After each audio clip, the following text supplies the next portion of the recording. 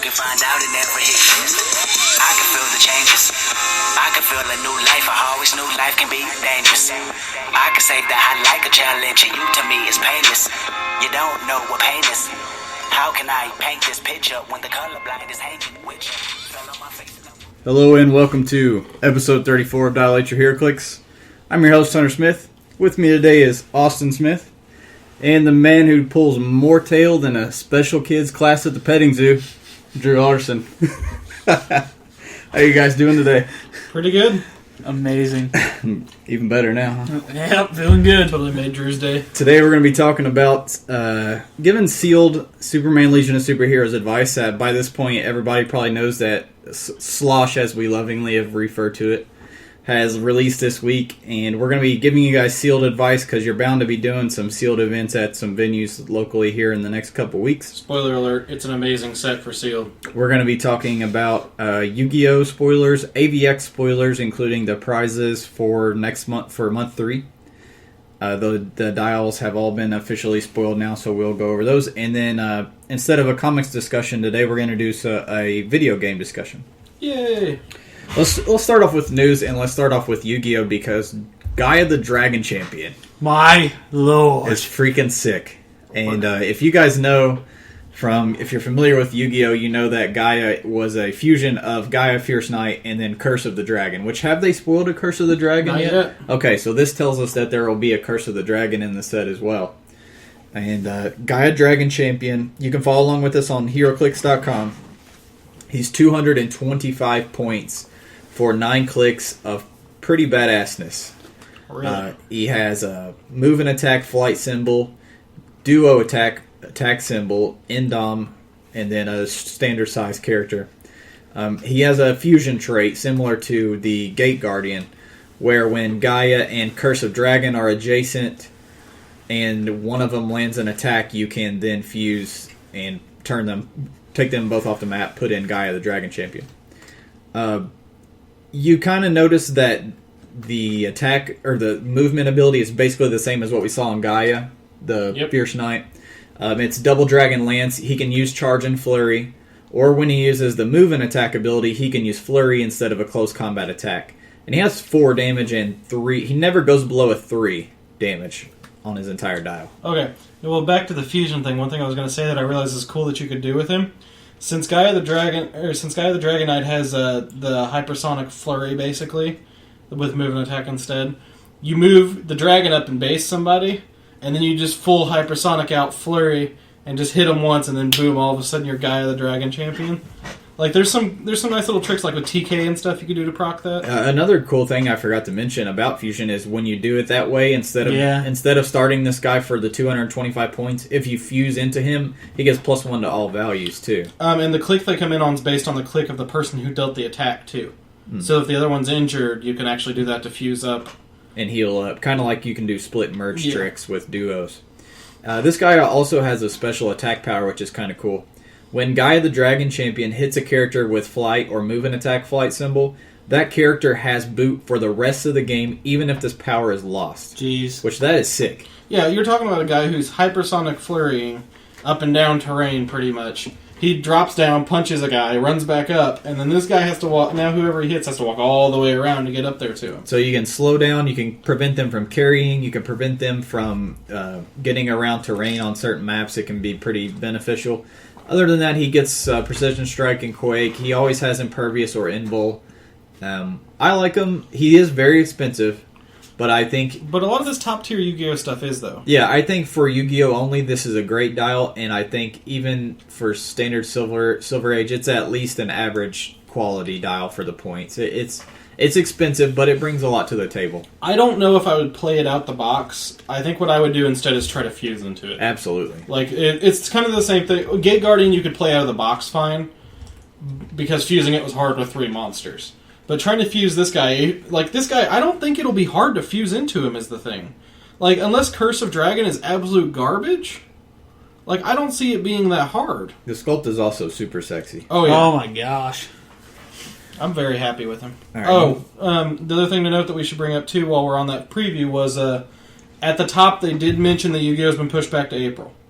There's a bunch of rumors floating around about why, but Color Yeah. me surprised. Wow, WizKid's pushing a setback. except they've already pushed it back 4 times, so this will be the 5th time now. Let's talk about our favorite hero in a wheelchair, Professor X. Wait, Charles poor Oracle. Xavier. Now, we are not talking about the AVX one yet. We're talking about the official spoiler on HeroClix.com for the Days of Future Past Professor X. And I don't know what you guys think, but I'm not too keen on this good He's guy. not. Let's talk about him first and what he does. The cool thing about him is that he has improved targeting, everything. Yes, everything. Elevated, hindering, blocking Including, characters. including elevated, which I said they better not be given out all the time to Guess people, what? or else they're going to break the game. Darkseid is already. Don't get me started on Darkseid. So Professor X ignores elevated as well on targeting. He has a trait, to me, my X-Men. This is kind of similar to Lalandra's power. You give Professor X a power reaction and choose a friendly character that is not within range. And that's not a keyword restriction. It could be anybody. That's not within his 8 range. Place the chosen character adjacent to him, and that character can't be given an action Oh, I token. didn't notice that didn't have a keyword restriction. Correct. So what I was thinking, you could use old Warstar with this. But then again, if you're going to do that, why not run to Lalandra for Yeah, cheaper? 150 points for him. Like, And Lalandra could leadership off of Warstar. you would have to do, I feel like for 150 points, you'd have to do something fancy, like Galactus or something like Or that. it'd have to be a giant-ass game. And you could have a couple, like a medic sitting beside Wait, Professor what's X. Galactus's Herald? 150 or less? Yeah. Professor X, Galactus Herald, shoots through anything. But I it's- guess you could because it's place, that character adjacent to Professor X. The only thing is his combat values can't be modified, but we'll get to that. Movement power is his powers and abilities cannot be countered or ignored. He has Sharpshooter with 8 range and Psychic Blast on his entire dial. And he has a damage power for most of his dial. Psychic Entity. He has Leadership, Outwit, Perplex, and his values can't be modified. I think the values not being able to be modified is what keeps him from being absolutely stupid. Well, it's that on top of the fact that unlike GSX Professor X, this Yeah. guy has to get in range of people. And Yeah. that leaves him susceptible. I feel like if I've played one of these Professor X's, he has no move and attack, as he shouldn't, Yeah. and he has no defense powers, as he shouldn't. I like the design of the dial. No wheeling shot? You mean rolling shot? Rolling shot, that's what it was, yeah. I like how they designed it. I like his powers. I just think they overcosted him a little bit. I think his lack of mind control makes me sad. If he had mind control, I Yeah. think he'd be great for one. An intelligent player is going to let you move him up and then fly right over your other guys, smoke him. smack this guy one time and knock him on his 9 attack 1 damage click or 9 attack 2 damage click. Like, then he's either dead or you don't give a shit about him anymore. You know what I don't like about him, though? I do not like in-dial enhancement. That's one of my least favorite powers to end up with on an in-dial. Yeah, that's true. It's pretty much useless most of the time at that point. I think he's okay. I just really wish we got more for the points. I guess I see what Drew's saying, though. If he really had a lot more or could let his combat values be modified, he would be a gauntlet choice to me. Like with that, like I would throw gauntlet on him. I'd roll it up. He'd just ignore everything, and he'd just be shooting through stuff. He's I'd got be Realm of terrible Death. keywords, too. He's just... He I wouldn't just has X-Men. That's it. I wouldn't say that's a terrible keyword. There's still a lot of options with X-Men. Yeah, But, he's no yeah. static, but... I'm wondering, though, if they're going to put a Days of Future Past Professor X, like another one from like the alternate timeline that I will think change they back might. into him or something. Well, then you would think that this guy would have Morph, though. Yeah. Or something similar. Well, most of the ones that get promoted into don't usually. Well, let's talk about the Professor X from Avengers vs. X-Men. Oh, buddy. And, Well, Austin, you want to talk about him? Well, we talked about him once before, but dear God, this man's a monster. So, the AVX Professor X for 150 points shows you what you really do get out of a broken-ass Professor X for Oh, 150 God. points. Start him out, he's got 8 range, triple bolt, X-Men, 150 points. Has Avengers, X-Men, and Illuminati keywords. He ignores hindering terrain on targeting, so he doesn't get all the bonuses from the other one, like ignoring Yeah, all that other crap. but Austin, what can he do differently? Everything. His trait is if he doesn't have 2 action tokens, he gets shape change. Oh, traded shape change. Yeah, there we go. His movement ability is he can use mind control and is not dealt penetrate or unavoidable damage from it. Opposing characters within range must be given double power actions instead of power actions. So 8 range. 8 range. Not line of fire, by the way. 8 range. And it has to be given 2 tokens every time they do anything. So if your opponent isn't running a team of Indom, LOL, your opponent's going to take 1 unavoidable every damn time they want to move Oh anyway. my god. Yeah, see, this is an example of, and also 150 points dial, That's but what we're saying. brings more to the table. Oh, yeah. Because he doesn't ignore everything that the other Professor X ignores, but he does have the traded shape change, which does help him. Like we said, the other one has absolutely nothing helping him on defense. This guy at least has traded shape change. He also has 3 bolts though, And when 8 he's range. targeting, and that other ability, the giving tokens ability, is going to go a lot longer way than I'm going to deal you 2 or 3 pin at a time and take pushing like the other one does. Like, I would rather have a control piece like this than I would a decent attacker piece. Yeah, Hunter, we haven't even gotten to some of the best parts of him, too. Yeah. His defense powers, he can use Mastermind. When he does, he can divide the damage dealt between 2 adjacent friendly characters that share a keyword with him. And Which then is stupid. Yeah, then Extremely stupid. his damage power is he can use Empower, Enhancement, Leadership. And when he uses Leadership and Succeeds, he may remove up to 1 action token from each adjacent friendly character with the X-Men keyword. Which is stupid. So, not only is he an amazing support piece to keep back, But what about that movement ability, Austin? yeah, the mind control and then the double power actions, I mean, like, that's just stupid. Because what your opponent's going to want to do is go after him first, and because they'll be like, well, I can't deal with this double action tokens every time. I got to kill Professor X. Not whenever he can mastermind. You hit him for 4, he splits it between 2 toughness characters, and they only took 1 damage each or something like that. If you told me to build a ridiculous team with him, let's say 500 points, I would pick Park Map, I'd run him, Phoenix 5 Cyclops, and somebody else, and he would be enhancing, empowering them, and then down dial he drops onto end cap with 3 bolts at 8 range. Like, that's not The ridiculous. thing that's stupid is, say you have, like, Colossus or someone near him, and they do come in on you, and Colossus is there, he's going to get empowered, and he's going to get masterminded, too. and take nothing. And probably take nothing. And let's be honest, and then he's going to hit you in the face, because... I just feel like this is a piece we're going to see a lot of in the future. So this is the Avengers top 10 price, and then we have Hope Summers, normal Hope, not White Phoenix Hope. She's 100 and what? Well, they don't have the team abilities on here. Or for what happens when you put them on the team base.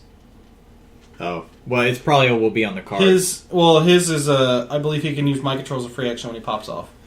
Hope Summers is the X-Men side, right? Yeah. Yeah, number 16, X-Men side. Her asset ability is you can choose any other asset ability, and she can use it.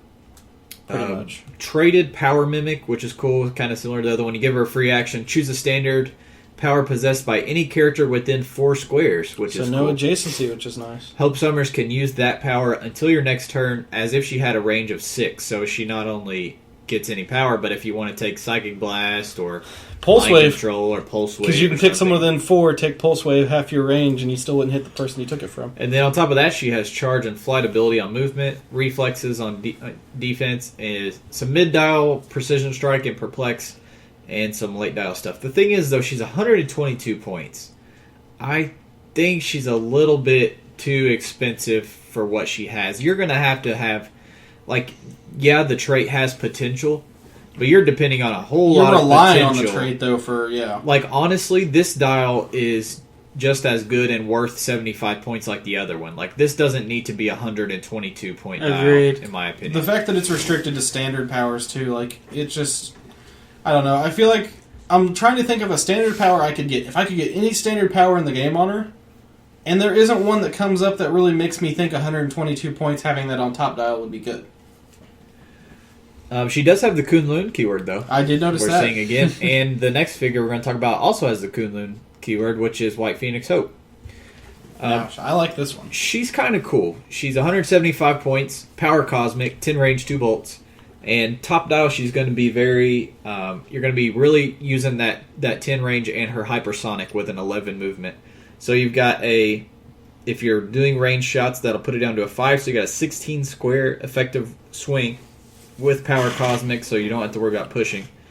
and a 18 impervious. Now, once she gets hit off of her top click, she becomes kind of a support piece / attacker. She gets support, and when she does, you choose. Her attack value becomes 12, or do not subtract 2 from the result of the d6. She already has an 11, a 10. She never is below a 10.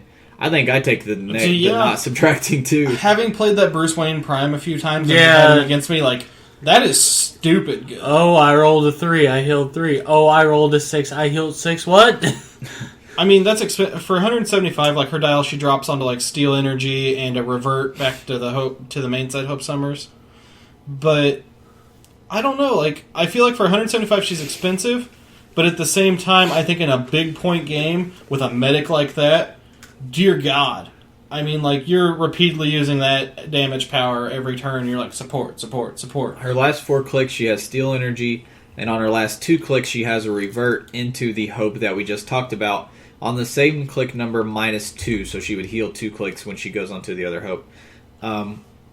I agree that she would be good in high points games. Other than that, she's not really worth it. I don't agree. think. But in a, like, if you're playing a big fun theme team game, like we She'll be do it good. from time to time, like You know what, if you're actually, running a big X-Men team or a big Avengers team, then she would be great because even if your opponents do manage to hit her off of her hypersonic, then, oh well, now all my other 150, 200 point characters I have running around the board can be healed basically full in one Not to mention swing. a 10 range 2-bolt end cap, Yeah. too. I really like her, though, for the Kunlun keyword because she fills a lot of roles that Kunlun teams are going to be missing. Because you're not going to get a lot of high-range, good healing pieces in Kunlun. You're going to have a lot of melee pieces. And that end cap's good for slowing down enemies as they come in on Kunlun, give you a few extra attacks in there. And I like her. I mean, like, as you said, 175, I don't know I'd use her a lot. I think once in a while, I think I could find a niche in a team that she could fill.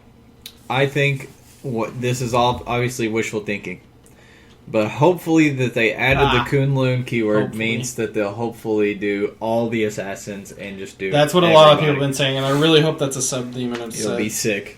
All right, that's all the spoilers we have for you this week. We're gonna move into what we played real quick. Now, Wednesday we were lucky enough to play Superman Legion of Superheroes Sealed. So we have experience with this, guys. You should trust us. I pulled a mostly crap. Although I did pull 2 Cosmic Boys, which are good. Yeah, you totally pulled crap on her. Or which one's the guy who can basically Ultra Boy? Sorry, Ultra Boy, not yeah. Cosmic Boy. Ultra Cosmic Boy is Boy. actually pretty good. He's good, but he's super expensive. Yeah. And we were playing 400 points. I pulled a Monel Prime though. So crap. He's okay. He's worth his points. He's not as good as everybody's thinking. I think he everyone's is. really overhyped. Yeah, him, they but are very. I can tell you, I just played 3 rounds with him. Tell him what you pulled. Hunter. He's good, but he. Who did you everybody's pull with overhyped. that 10 range guy? I had Tellus, who I actually was reluctant to play because I wasn't quite sure what he did. I threw him on the team, and so I had Monel Prime, I had Tellus, and then I had Empress at the cheaper point version, which I do prefer her at the cheaper point version. This team is sick. And the Emerald cool Empress? thing about that, yeah. Damn, son. So See, I told what you I this was, team was just... what I was going for. I only lost to a basically unbeatable team. Yeah, we'll talk about that. I was going for a wild card abuse team with some other tricks. So they're all wild cards, as almost everybody in the set. Yeah, is. this set is packed with wild cards. And then I have 1 Mystic and 1 Superman ally. Yeah. So on offense, I use Superman ally, I ignore hindering, and then on defense, I switch to Mystics. Now, first of all, Monel has a traded defend, and on top of that, adjacent friendlies get +1 defense. So that's what makes him Both a of prime. my characters had energy shield at points. Oh my god. So Tellus, that makes Tellus a 21 with super senses and toughness, by the way. Dear God. It makes Emerald Empress a 20 or a 19 with super senses on most of her clicks, or a 20 defense because of her energy shield, or 21, sorry, because of energy shield. So it was really good synergy. Tell us if you guys don't know what he does, and we will talk about him later. He is pure sex. He's really cool, and I'm definitely, after playing him, I was so happy with him. I was like, I'm playing this MF again all the time because he was a blast to play. He has a trait where friendly characters within 4 can draw lines of fire and count range in squares from the square of any one friendly character within 4 of Tellus. So basically, anybody who's within 4 of Tellus can draw a line of fire through each other. They confirmed you can chain him, by the way. I Because know. you count the squares from the next one. Yeah. So he's fun. Like, he's honestly a piece I'm really looking forward to playing. And then he has TK and Prob. And he's wild card. What more do you want out of a sealed piece than this guy? TK, Prob, and then the Wild trait card. on top of that with wild card. And then he's a flyer too, so you could carry. Although everybody in the set's a flyer, so there's no point in pretty much. No, my team really didn't have. You got lucky. I had one flyer. You pulled like all grounded we'll people. get to that. Usually you want flyers. In this sealed, you want grounded people because there's too many flyers and nobody Hell, can be carried. If you're bored, you can mind control too. I did mind control with them a couple times. Yeah. I disagree necessarily that you want grounded people because the maps that you get stuck with on the OP kit with this one are really flyer dependent. Yeah, but you have people to carry them, is what I'm saying. Oh, yeah, true. You save on actions. This guy was so fun, and I don't care about having to stay within 4 because they're staying next to each other anyway because of Monel's trait to defend. The team was awesome. I did some really cool tricks. One trick I figured out towards the end of my first round was I could keep Monel 4 squares behind Tellus, Empress 4 squares in front of Tellus, and then Monel has a 10 range, and now he can shoot effectively 18 squares, which is Bonkers. It's broken. I mean, let's be honest here. You have a Monel who's What hitting is this you, collateral damage? who's hitting you from 18 squares away. Monel has some hypersonic. He always has high defense values. That's what I like about him. And he picks up mid-dial invincible, which is great and keeps you Mid-dial alive. invincible is really annoying when you're fighting against it. And he starts with impervious. So I tried to keep him from getting hit straight off. I tried to make them hit Empress because she still gets her mind control and everything. So the way Empress works is, and we'll be talking about her later, so this will save us some time to talk about her now. She has a relic, and what you do is, at the start of the game, you put the relic in her square, you can take a power action and auto pick it up. You don't fail the roll. When she has that relic on there, she always has end cap, mind control, improved targeting, ignores hindering and characters, and doesn't take mind control damage. But when she takes damage from an attack, she has to drop at the eye. But that's not going to happen that often. And also, you can pick it up multiple times per game. she can keep picking it up. But when she is assigned the eye and has 2 tokens, she can use her speed powers as a free action. So basically, she is always either going to be psychic blasting you or mind controlling you or both. So what I would do is usually I would go for psychic blast, or if I needed to, I would one turn I would running shot psychic blast, take the 2 tokens, and now I can't active when I take the free running shot. I can't use psychic blast again. Why? Because I already used psychic blast as a free action. Because running shot is give a power action, then give a movement. So I can't use just a note for you guys when you go to play her. You can't do the same free running shot ability twice. You can use running shot, but you have to choose something different. So when you have the eye, you always have end cap and mind control, and you don't take damage from mind control. So I would just choose mind control and then move people around or make them hit each other. I'll go ahead and make a little bold prediction. I think she's potential meta. She's that good at the high and the cheaper, but especially at the cheaper, and because she has mystical keyword. And you'll find out as we talk about this set, there are a lot of potential meta pieces. There's in too this set. many. Way more than I thought there would be. No such thing as too many, Drew. I Meta guess shifts so. are good. Yeah, this is I agree. This is a this big is a meta. Healthy, ginormous, diverse meta. ginormous meta shift. So, anyways, you guys can check out her dial. All my matches went well. The Except last for one your being the last one was a dark side at 200 and a Validus at 175. and a Validus at 175 with a toy airplane. And neither Validus nor Darkseid can take penetrating damage. And I was like, oh, well, that's nice, because I was going to hit you with penetrating damage from Empress nonstop every turn. Nope, doesn't matter. Okay, I'll just rush up and tie you up. Oh, Darkseid doesn't give a shit. He can shoot through anything on the map while he's tied up. Except elevated. Doesn't matter. Yeah, except elevated. And so I was like, well, there was a point at the beginning where I was like, I can either hit him. Oh, did I mention Darkseid has 10 range? Oh, yeah. Yeah. So I can either hit him first or hope that he misses me. And I went ahead and went for it, and I missed all my attacks. So Do we even have to wasted. talk about Darkseid? Can we just say that Darkseid at a rare slot was a stupid idea to have a piece like this that common and sealed? That's the He's thing. not going to be that good meta. I'll tell Yeah, you Oh that yeah, right he's now. not. no. But in sealed, But for sealed, he's and Validus too. They're both extremely If you problem but somehow- at least Validus is an SR. Yeah. If you somehow get Darkseid and Validus on the same team, And you don't win it? like, it's just nuts. That But, guy got so lucky. I still even almost, like, towards the end, I tried to get 2 mind controls off in the same turn. One from her regular ability, and then using it as a free action with her other thing, and I just missed. I kept missing my attacks, even with Prob. So, I did finally hit Validus, and I was going to running shot, hit Darkseid, and make him take a token from the Brain Bolt thing, which is stupid good, by the way. And it works with his Pulse Wave. He had giant size breakaway, or +1 to breakaway from the toy, and I missed it twice. You know whose stock is really rising in this set? Is people with exploit weakness.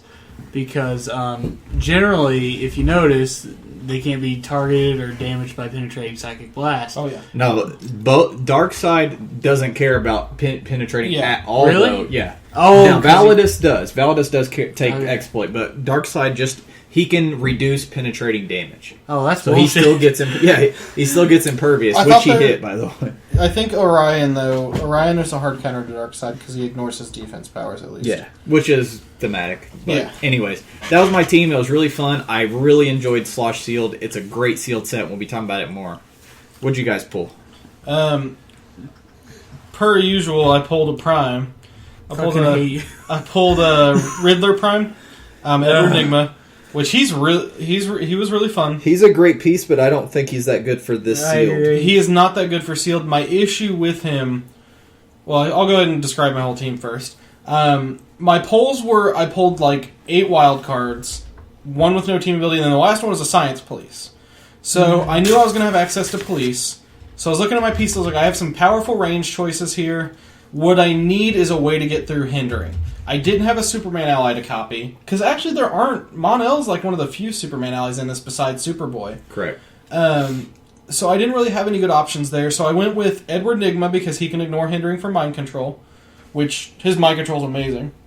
And then I went with Sensor Girl to try to pop people off of stealth. I didn't expect stealth to be a huge problem. I knew there was a good amount of it in the set here and there. There's a little bit. She also has Prob, which is always nice. Oh yeah, and Perplex. For sealed, having Prob and Perplex in itself is worth it. The other thing that's great about her is she ignores characters, so giving her police made her really easy to trigger her police. I ran... My main piece, though, was Wildfire. Now, Wildfire is one of my good choices. Like, I would recommend him to a point because he's super tanky as hell. Your opponents are gonna focus him, and they're gonna have to keep hitting these stop clicks where he can regen. And he has poison on them. And the reason I bring up poison is there's a lot of pieces in this set that have super senses or combat reflexes and stuff like that. And what happens is they'll surround you, they'll drop him down, you'll hit a stop click. Next turn you're like, everyone takes 1, I'm gonna free action regen, and then I'm gonna power action regen. It's ridiculous. Like, he was really hard to kill for my opponents. And then on top of that, if he heals 1 off of a stop click, for any reason, he hits a double power action pulse wave that deals full damage. So... Which is 3. Yeah, for 3 damage on both clicks. On both options. With an 11 attack. Yeah. He's 8 clicks. Both the stop clicks are phasing teleport, the special regen, and he has imperv when he has that regen, too. With an 18 defense. Oh my god, I didn't even realize he got imperv on Yeah, he gets top of imperv that. And regen. This guy's fucking stupid. I know. He is expensive, though. Yeah. He's got 8 range, 2 bolts, and he's got Losh for his team ability. Well, he can use Pinsai and Pulse Wave. Yeah, he can use Pinsai on the clicks where he has the Pulse Wave thing, too. So, I ran him as my main piece. I was going to copy Police. I'm going to build a little enhanced ball team. That was my goal. Science Police himself kept my opponents from outwitting stuff after moving and stuff like that. He kept my opponents down in some good ways, and he provided police to my team. I ran an airplane too, actually, and the reason I liked the airplane was, as a tiny figure, I could shoot over him, but I could use him to tie up enemies at the same time, because he has super senses. And he was an okay carry at 4 squares if I had to move somebody up elevation or something. He can't carry. He's tiny. Oh, sorry, yeah. I never had to run You into can it. carry him. I was going to use him for that, but I never ended up doing it. Just for the kids out there. Yeah. However, I did get good damage out of the airplane. He has 2 damage, freaking 9 attack at 4 range, 2 bolts. And he has energy explosion. So I would set him off to the side, and I would kind of keep him off, and I'd take pot shots here and there, and it was kind of funny. Because of the 2 bolts, I mean, he hits 2 to the main character and 2 to everyone adjacent. I would basically build an enhanced ball, set myself up, take a couple pot shots with wildfire, and then when my opponents would get in on me, I would re-navigate. I would try to mind control with the problem with the Riddler was his mind control. He has no move and attack. That's his big downfall. It's Edward Nigma. Oh yeah, sorry, not Riddler. He has prob on his top clicks. I had prob off Sensor Girl, so I had 2 probs, which was great, especially with that regen. And then I had the negative perplex with her. Edward is a good piece.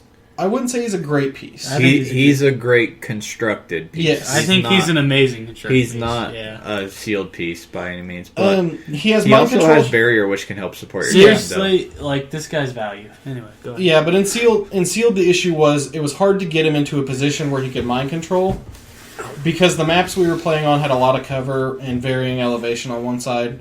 So it was hard to get him somewhere where he could hit somebody with mind control and they would be in the same place the turn after. I loved him for his prob, and I loved him for the fact that he had shape change, because my opponents wasted so many turns trying to hit him. And Indom, police, all that stuff was great. I actually got good damage out of him just shooting with him at 6 range, because my opponents would kind of forget he could even do that, really. It's also great because, opposing characters with Line of Fire can't use shape change. Yeah, but he doesn't get that till his last 2 clicks. That's late dial, but Austin brought up a good point when we were there, is that there's actually quite a bit of shape change in this set. A ton, and actually. him We'll him hitting that ability late dial helps because it's not even within range, it's just within line of fire. So anybody he can see can't use shape change. They could be in their starting area if there's a clear line of fire from your starting area to theirs, and they wouldn't be able to use it. But the other thing is the morph thing, because I didn't go up against a Shrinking Violet, but I know that there were some people who were playing, or not. There's a few morph pieces in the set, aren't there? Couple. But I know that 2 of them require an OP kit, don't they? Drew morphs. Yeah, but he requires an OP kit. Yeah, he requires a OP kit. Actually, so does Shrinking Violet. Yeah, so it wouldn't have been a problem. But my team did great. First round, my opponent tried to blast Wildfire, got him down, and I had him in like a pit. He was my last piece. He charged him with 3 pieces, hit a stop click. I healed 1 with the free action, double power action, and killed all 3. Wildfire was he's honestly fun to play. And then they have to hit you on that stop click again if they somehow live through the pulse wave. That's so fucking stupid. And then you hit another stop click at the end of your dial again with the same exact situation. And then if you go up and you hit that stop click and then regen again. Can you imagine this guy with mystics? I know, right? He's one of those. It's been a while since I've had like a piece specifically that I could say like was super fun to play, but he was a blast, just single piece to play. I didn't even really need the rest of the team half the time because he was carrying everything. Darkseid gave me a huge run for my money, though. I do not have... That piece is just not fun to fight. I'll talk about Darkseid. Yeah, he's just not a fun piece to fight. He's got way too high of range for ignoring everything. His abilities are really... His traits are stupid. He should not be a rare for sealed balance. Oh my gosh. And I saw so many Darkseids get There were a ton of Darkseids. I personally went up against 2. My last round, I fought on a very open map, and my opponent gave me the opportunity to police ball close to him, so I was able to shoot Darkseid turn after turn.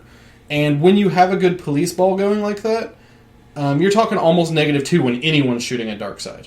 And the good thing about that Darkseid is he does have a glass jaw. If you get at 200, I should say. If you do get through that imperv and hit him for like 3 or whatever, you can get him down to toughness.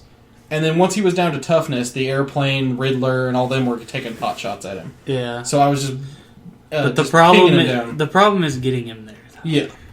Getting through that imperv is a nightmare. One thing I'll say before Drew talks about his team, I found this was when I was thinking about this set as sealed when I was planning our stuff. I came to a funny conclusion. Like usually when you're looking at a set as sealed and you're playing sealed and building your team, a wild card holds a ton of stock in your and you're like, oh shit, this is a wild card. Like I should put on this is my team and abuse these things. But in this set, it's the pieces that actually have team abilities that you're like, they hold the value because there's so everybody else many is a going wild on. card. Because so when you pull that policeman, even if that policeman sucked, you're like, I need this police team That's exactly what ability. it was. You know what But I it mean? was like, and when I pulled Monel, I was like, I need this Superman ability because I had everybody else in my packs are wild cards. It's like the opposite. It's opposite. And the one reverse thing I day. do like is there is enough ignoring hindering in this where in previous sealed sets, like before Invincible Iron Man improved targeting, I do feel like there was a problem handling stealth. Like range teams were not something you wanted to play in sealed typically because, like Batman, there was a ton of stealth. Ranged pieces, there were only the two. Black Queen, they were both primed. Black Queen and Bruce Wayne prime that could see through stealth. And for the most part, like it was Chase Batman, if you want to count that. Oh yeah, but it was really hard to build a good range team in those sets.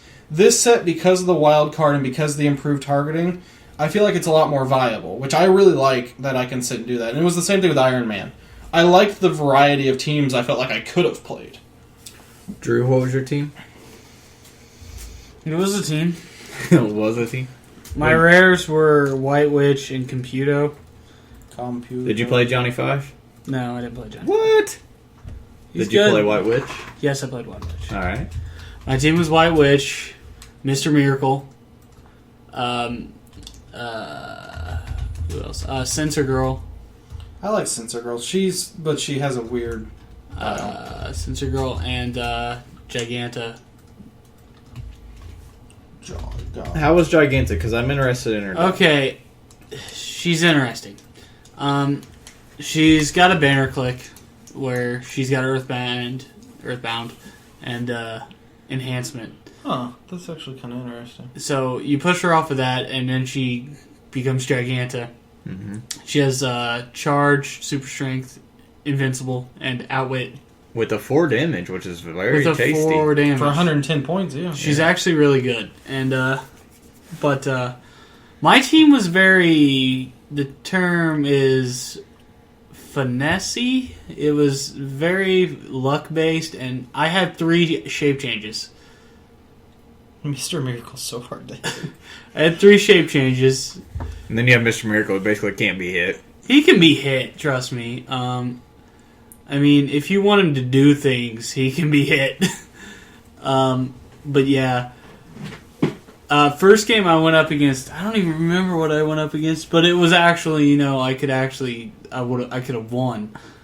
The second game I went up against Darkseid, who just shit all over me and then, made me cry, and then I got a bye, so I went 1 and 2. But, yeah. Let me just say about this Darkseid, when your team's very stealth based and doesn't have a lot of move and attack, and you have to play it out, shit's gonna go bad when you go up against like a juggernaut like Darkseid. I like White Witch.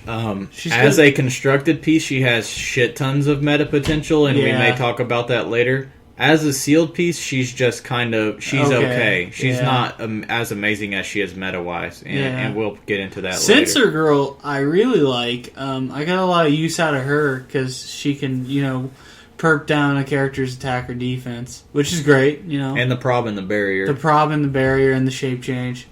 So I had 3 shape changes on my team, and I hit like 2 of them. I literally made like 10 shape change rolls and hit like 2.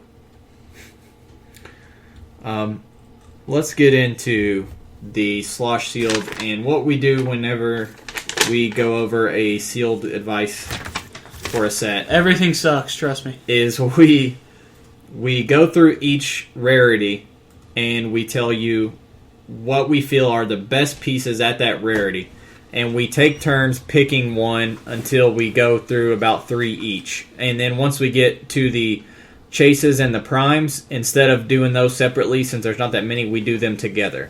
So there'll be a common, a uncommon, a rare. We will do super rares by themselves since there are so many, and then we'll do a prime / a chase, and we'll just do 2 for those. So basically, we're going to go through the common slot. You're likely to, in your booster, to have 2, at least 2, if not 3 commons. And honestly, for the most part, I think the commons are the best in this set for sealed. Mm-hmm. There's I don't know. There's some really good rares. That's true. I was going to say the common and the rares are the two like really, really good slots in this set. I'll let you guys go first. Tell me what you think is the best common sealed, and if somebody else says one that you wanted to say, then move on to the next one. Common sealed. And we're going from Cosmic Boy all the way down to Giganta, who is the last common. Oh man, I have a hard choice between two of them. Drew, you want to go? Yeah, Timberwolf. Yep, that was one of mine. Timberwolf's so sick. I honestly wish I would have pulled one. He starts with an 11 attack, 11 movement charge, 17 toughness. Is that flight? Reflexes. Is that reflexes? My God, he's even better. And that's Battle Fury, right? Yep. Yes. So he's got Battle Fury. Sorry, I'm colorblind. Which we said there's quite a bit of shape change, Yeah. so having Battle Fury would Is be nice. It annoys the crap out of me. Yeah. So like, he just like this guy's amazing. He's just your big old beater. He beats it. He's a really good tie-up. He also has a really cool he's attack power late dial where he gets range of 6 and basically gets blades on ranged attacks. This guy's Captain Blades. And then he gets a special defense power at the end too where he gets regen, and he can use it as a free if he's been given a close combat action. So at one point you can flurry or exploit and then regen for free. If you're going to the casino, you're going to be playing Timberwolf. And Rolling them then dice. he's a wild card for 97 points. Austin? Let's talk about the science police officer. We're going to have to do it eventually. This All right. guy. Even the obvious choice for who's going to affect the meta is, of course, Highfather. These guys have just as much of a chance as being broken. These guys are game breaking. Honestly, I feel like they need to get changed. Like this is Immediately. This is not a fun piece. As sealed or in constructed, they are stupid good. Okay, so their damage power is when an opposing character within 8 squares is given a free action. If that character has been given a non-free action this turn, after actions resolved, deal them 1 unavoidable. How dumb is that? Now, this works on any free action. This is Outwit, this is Perplex, this is Charge, this is Running Shot, this is Flurry, this is... Hypersonic, which stops my Monel. Yeah, this is just... There's no point for that power to exist within 8 squares especially. An interesting thing about this power, this is similar to World Breakers when he gets shot and then after actions resolve he can be teleported over, is that the trigger for this power kicks in as soon as the free action is given. So even after that free action resolves, if you the hit them person for knocked 4. Science Police off of the power or kills them completely, you still have to take the 1 unavoidable damage because this ability kicks in as soon as that free action is given. Not when it resolves, when it's given. So even if you hit these guys, that's just a note. If you're playing these guys, don't think in your head, oh, I don't care about that. If I hit them hard enough to knock them off of it, it won't matter. You'll still have to take the 1 unavoidable. And if you have multiple Science Police, you will take 1 damage for each one that's there. So it will stack. It'll be separate instances too. So if you have stop clicks or you have Bizarro, it'll eat right through Bizarro's It basically tokens. goes take one, take one, Take one, take one. It's not take 9 at once. Right. These are so stupid. Yeah, like even if your opponent had a ball of 9 of them, and you're like, I have a really good energy explosion that has 5 bolts. I'm going to shoot the middle one and kill them all. Well, you're going to take 9 unavoidable afterwards, even if they all die. And that's retarded. Like, there's just no... Who designed this? The designer needs to be taken out back and shot. Like, this is not like I know we say this every this is week. not exaggeration. Just take the guy, find him, and just be like... I kind of, even though they're a little too good, I kind of like them existing. I do Personally. too. And because free actions were getting out of control too. well, they also, along with White Witch, are really going to hurt book teams. Yeah, this guy really hurts both teams. Split lip, especially. And charge in general, and running shot and everything. The thing is, with these against these police, with some intelligent maneuvering and just kind of using your brain, you can work around it, and it's not super game breaking. Hypersonic especially. But in Hypersonic still triggering. It does? Yes. Even out of the 8 squares? Yes. It is. That's so stupid. Because they've been given the power action and they're given the free action attack. Sorry. Continue, Hunter. I kind of lost my train of thought. Basically... in sealed, especially with players who aren't super experienced or super good, these guys, a horrible player with these guys on their team will take out 95% of the people they face just on sheer having this ability. This guy is the definition of HeroClix button mash. An intelligent player can get around these guys. Yeah, this is your flowchart. Justice Jabs. This is flowchart Ken of the HeroClix world. That's my gosh, he's so sick. Really, the thing is, you full move base him. Well, if your opponent decides to be a douchebag and play like 50 of them and constructed or whatever, it's not as big of a problem, I think, because you can just full move base them and kill them all. The problem is when they run one or two of them with a bigger team or with a nicer team, with a better piece, helping them out. Yeah. I didn't know they worked on all the extra stuff when we did the sealed. I was only using them for if my opponent tried to outwit or perplex afterwards. But no, which that alone was amazing. Because, like, Darkseid would charge or shoot or something and try to outwit something, and he couldn't or he'd take a damage. So, I mean, like, they were good like that. Nonetheless, now that I know all this other stuff, it would have completely changed the night of how it played. And an example of how you can work around them with my team, I decided to keep Monel back, shoot through somebody else. Instead of hypersonicking around, I used my team, figured out what I could do, and then I went from there. And then later, I TK'd up my Empress, where she was already within 8, and then I just stayed there and Psychic Blasted instead of running shot Psychic Blast. So there are ways to get around it. You just have to be smart. It's just for 45 points your opponent's forcing you into them. So Austin's absolutely right. These guys are at the top of the sealed for common slot. For my number one comment, I'm going to say Cosmic Boy. Yeah. Cosmic Boy is really good. Cosmic Boy is pretty good constructed or sealed, but especially sealed. And that's because he can TK 5 times in 3 turns. And I'll explain how. He has a Magno Ball champion power. You give him a power action, and he can use TK twice as a free action. So each turn, this is if you just wanted to go for TK, moving your guys into position. Which in this set, again, everybody and their mom flies in this set. So you're not going to be carrying and saving actions. So this guy can TK your friendlies up and control the board since you can't be carrying your guys around. So he can do that each turn, and then on your third turn when he has 2 tokens, he can use TK again as a free action and then clear, similar to the Magneto from AVX. And then on top of that, he has leadership, and he can clear off of any Legion of Superheroes keyword, which is quite a few 90% figures. of this set. Then late dial, he gets in-cap and barrier and outwit to help out the rest of your team. So I really like him quite a bit. I do too.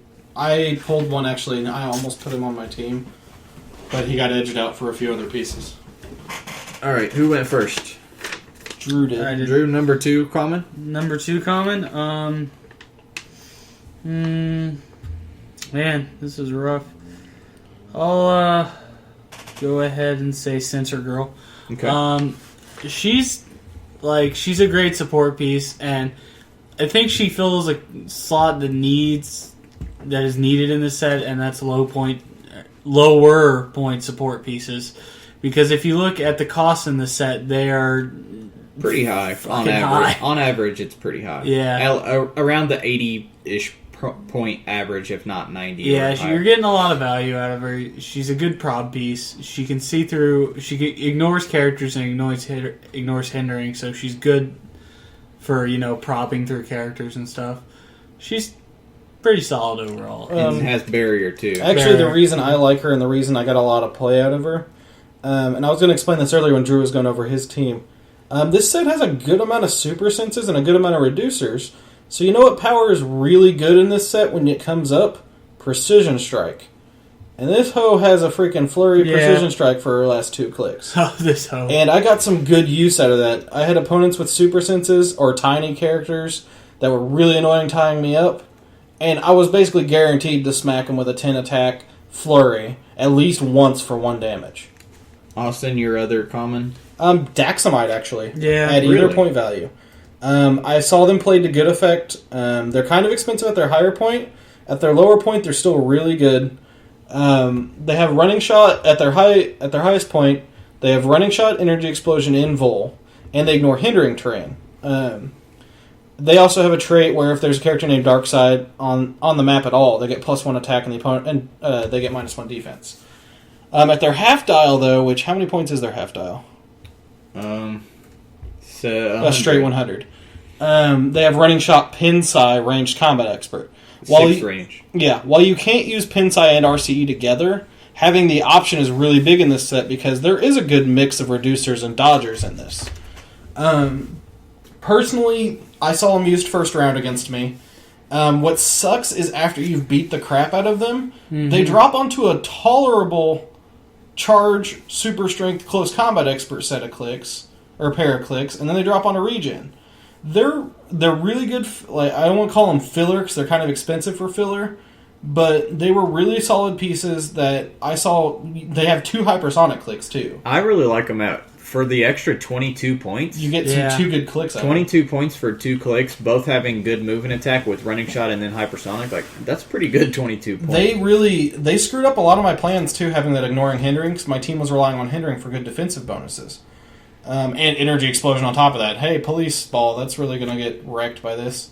And then, as I said, late dial, they pick up charge, super strength, close combat expert. So, they would fly out, grab an object, fly back, smack somebody. Oh no, I missed. I'm just going to close combat expert next turn.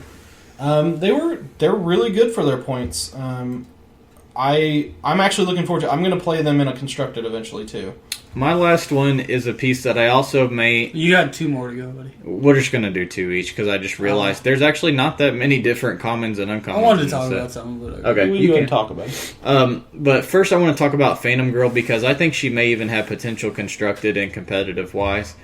She's 72-point wild card. She has no range, which a lot of figures in this set do have range, but she has something far better.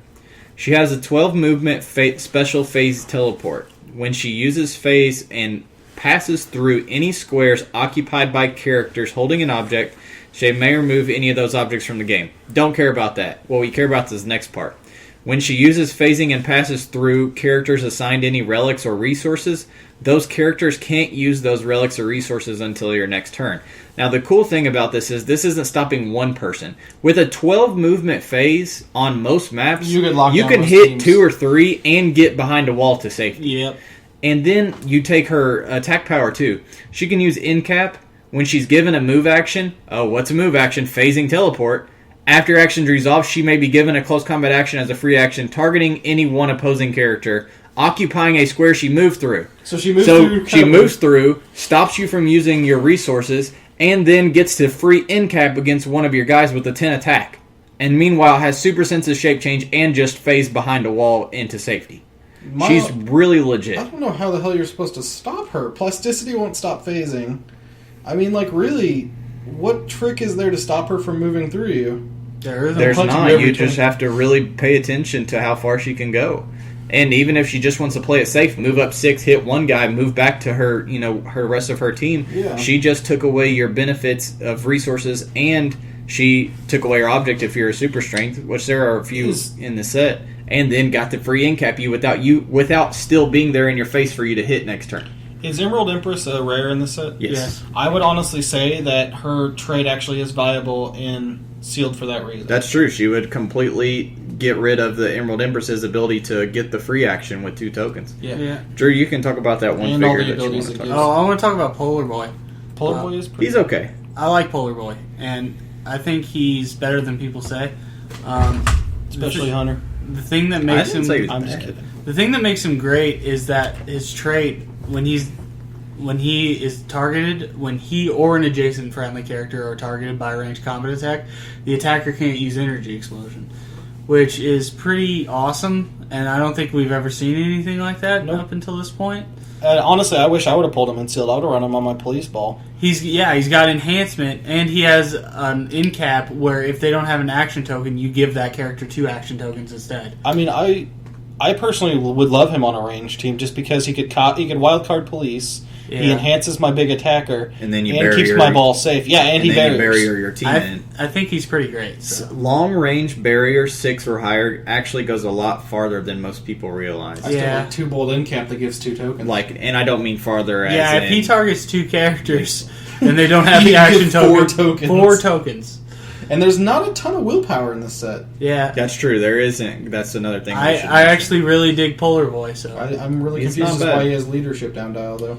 All right, let's move down to uncommons, which ranges, and we're not doing primes. That'll be in a different slot. Cheetah Ranges from Cheetah all the way down to Colossal to Boy. Colossal Boy, I A believe. lot of uncommons in this set. Yeah, Cheetah to Colossal Boy. And does anybody want to start off with their number one uncommon? I've already talked about him. I'm going with Wildfire. If he shows up in a booster, I'm playing him. You mean Iron Man? Yeah. Drew, your number one uncommon? Or do you want me to go first? You can go. Okay. I think Lex is awesome. Yeah, he is. Especially for sealed. And again, he Something provides about having two good TAs to he copy. provides a really good team ability for all your wild cards, and that's Superman Enemy.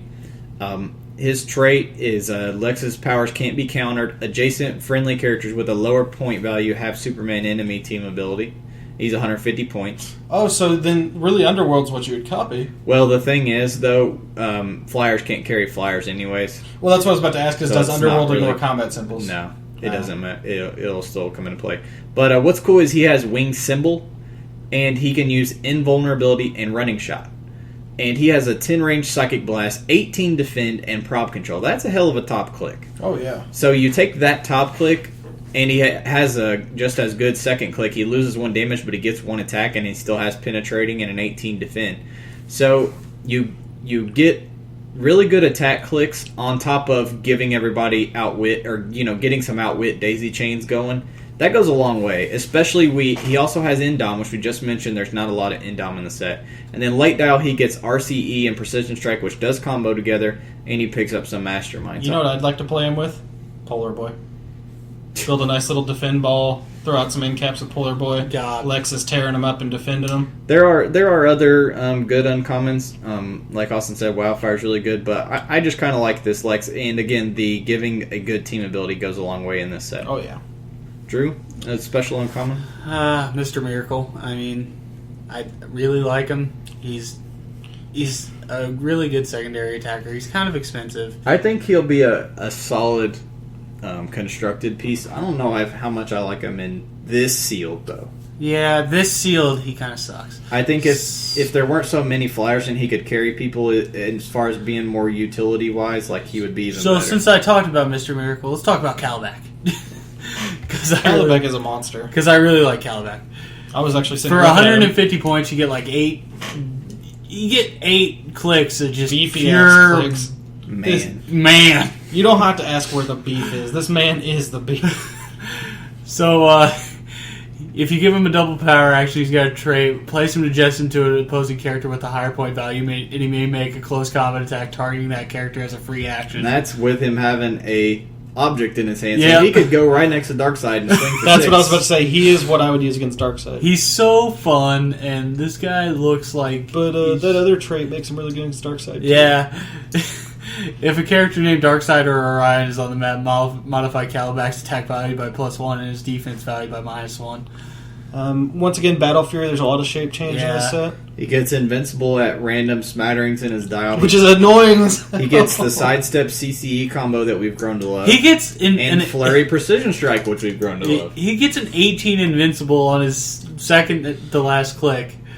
He just... I'm gonna He's hit got you. an angry neckbeard. Yeah. This is one of the pieces that they think that they'll kill, but they won't kill. He is a solid beater piece. I do like him. Honestly, not knowing him well, I would think I'd hit him for like 4 or 5 and he'd be like near death. And then he lands on like an 18 invincible flurry. And you're just precision. like, why? I hate my life. I'm going to do my other uncommon real quick, and that's Gates. Gates is good. Gates, okay, when we spoiled his dial, we were like, he's okay. But then when you look at the rest of the set, he brings a lot of stuff that isn't available. That actually goes pretty well with the rest of this sealed set. And namely being that he can carry all those Flyers that I said are a pain in the butt of having. Because nobody can carry anybody, so you have to spin, and there's not a lot of willpower, so the pacing is really weird in this set. So he helps your team tremendously. By only costing 60 points, he can phase, carry up to 4 friendlies, regardless of speed. So that's your whole sealed team, period. Yes, regardless of speed symbols, and that's not keyword-based either. It can be Darkseid and blah, blah, blah, and blah, blah, blah. He can carry them all with him, regardless of symbols, and if all of them shared a keyword with them. So if you did have all Legion superheroes, which is future, which is not hard to do, future is like most of the set. Yeah, almost everybody in this set has future. Seriously, Don't modify a speed. So a full 14 square carry. 12 is still And then Super Senses 50-50, and then his second click you can push him onto Perplex, so he can at least help out a little bit. And then he's on top of that, he's got Wild Card. So if you've got Mystics, or if you've got Police. Superman enemy, or you've got Police, he can still be utility with Perplex plus the Wild Card. And see, what's ridiculous about that whole teleport thing is, once again, these OP kit maps are a pain to navigate if you don't have a lot of flyers on your team. Yeah. And being able to move 14 to a corner, if your opponent's slowed down for any reason, like let's say they have one piece that's not a flyer, they're going to navigate the whole damn maze to get over there on one side. Austin, who's your number 2 uncommon? I'm trying to remember who I had. I think I'm going to go with Light Ray. I saw Light Ray played to really good effect. He's a cheap 12 movement hypersonic, I think, for 124 points. I think that's pretty good for a 12 movement hypersonic piece. 7 range. 7 So range, 16, double bowl. 16 square swing. He can use Perplex to target at allied characters, which, honestly, Perplex is something that you don't see a ton of in this set. There's a little bit. And Perplex is great in this set because you need to get... There's a few characters you got to hit a really high attack value. There's a good amount of combat reflexes, energy shield here and there, too. Mm-hmm. He himself on his dial, he's hypersonic. 2 clicks in, he picks up... Or he's hypersonic toughness, Perplex. 2 clicks in, he picks up precision strike, super senses. Then he goes phasing teleport pulse wave super senses. And then he drops onto energy shield, but hypersonic precision strike again on last click. But his damage value is always a 2 or 3. It's 3 most of the time. He's got that Perplex, but then when he dies, he blows up and does a 10 attack pulse wave for all characters within 5 squares, and each hit character is dealt 3 penetrating damage, pretty much. Well, it's not literally a pulse wave, sorry. Which is nuts.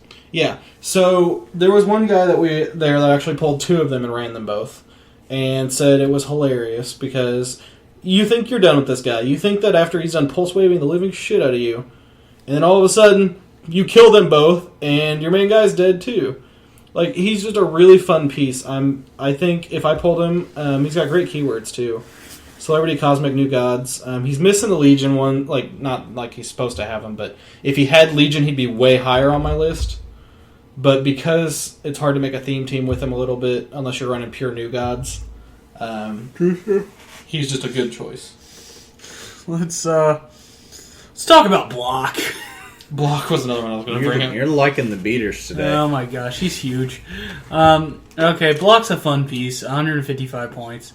He's got Endom, 0 range. He's your big beater. Just like he's probably going to be the big beater.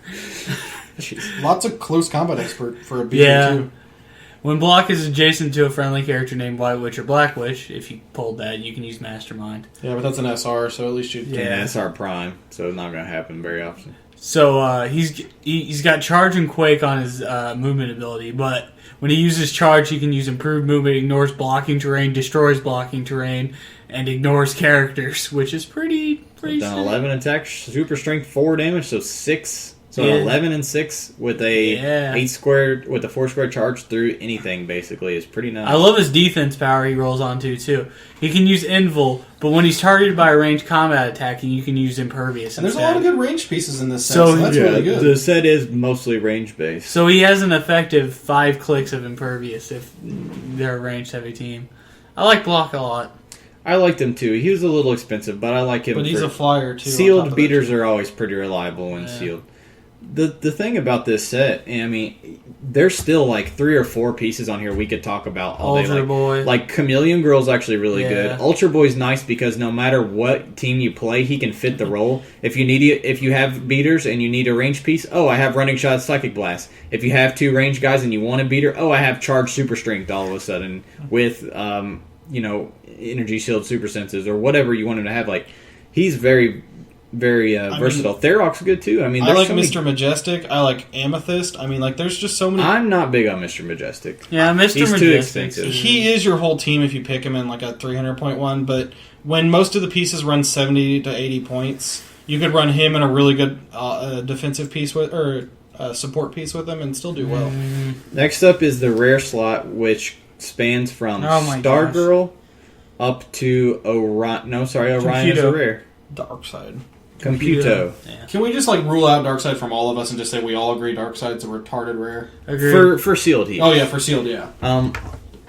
Also, Bizarro is. Bizarro's really stinking good for sealed and constructed. And I thought he was an SR. no, Bizarro is a rare, and he's a pain in the ass. I sold like 8 Bizarros. If you haven't seen what he does already, you pay up to. First of all, talk about being a great sealed piece. No matter, like, usually the problem with sealed is working your points around. Bizarro can be whatever freaking point value you want him to be, from 25 to 300. 25. So you can build the best team possible out of the rest of your guys, and then fit Bizarro in there. He can only take 1 damage at a time because he works like basically a bystander token as far as damage. And he switches clicks every turn, but every click is good and well worth the 25 points you paid for that click. He's stupid good. What do you? Any other special rares that you guys think are just really good? If you're playing on the OP kit maps, Black Manta's not as good, but I do like Black Manta in general anyway. He'll be okay even without his trait. He can carry. He has sidestep Pinsai, which there isn't a ton of Pinsai in this set either. He's got sidestep, then he goes on a running shot, has 5 range, double bolt, calculator, like everything else in this damn set. He's not bad, though. I mean, like, I like his dial. Charge blades, close combat expert. He drops onto a 17 combat reflex, which is annoying as hell to hit. Then he drops onto ranged combat expert, sidestep ranged combat expert on his last click, which isn't bad.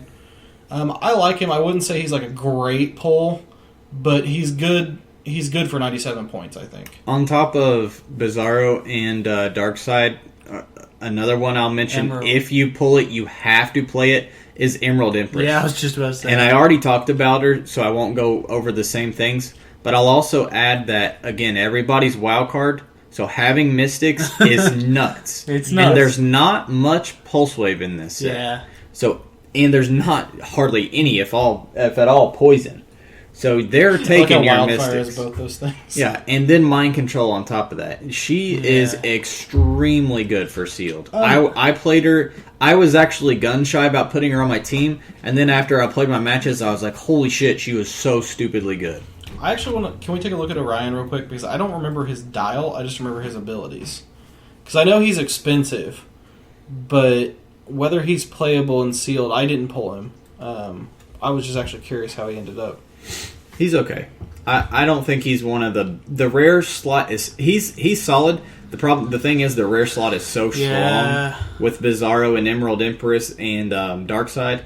And the thing about the rare slot, there's a lot of great figures here. There's not a whole lot of great sealed though, because Riddler is I will say this, he does provide a good team ability for your wildcards to copy with Batman Enemy. And he can perp from basically anywhere on the map. For being a 55-point. And has Smoke Cloud. But other than that, he doesn't contribute a lot. So I think he's a good constructed piece, but not a great sealed piece. Yeah. But Bizarro, Darkseid, Emerald Empress, if you pull any of those guys, they are must plays. Absolute must plays. I don't know. Like, with Riddler for 55 points, I would pay 55 points just for Batman Enemy on my full team. Of wild cards, and then the Smoke Cloud for because extra as you said, and Perplex. There aren't a ton of good team abilities to pick. I shouldn't say that. Team abilities are few and far between. Mm-hmm. So to actually have one that's that good, especially when you're playing a bunch of 70-point figures that drop on a 9s and stuff, that's pretty good. Yeah, I want to talk about. Well, I guess we'll talk about it. No, go ahead. What do you want to talk Shadowlass. She's not bad either, actually. I actually really like Shadowlass. The thing that you're going to be paying for her is her trait. She can use Smoke Cloud. Friendly characters that only occupy squares with these markers can't have lines of fire drawn to them. Yeah, it's better than stealth. And opposing characters that occupy these squares can't draw lines of fire. So... That's amazing. She shuts down big time. For 78 points? And if you don't need that, she has end cap on top of that. And then Shape Change Energy Shield. I really liked her a bit. Yeah. That Smoke Cloud Shape Change Energy Shield stealth. That Smoke Cloud is so sick. The fact that it not only it's better than giving stealth, it blocks all lines of fire to them. Yeah. It's nuts. I really liked her too. I'm glad you brought her up because I kind of forgot about her. I completely forgot about her.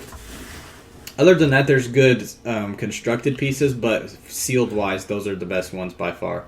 Now, on to the super rares. We'll each do 2, and the super rares section is pretty stacked as well. Oh my gosh. Oh god, it's going to be hard.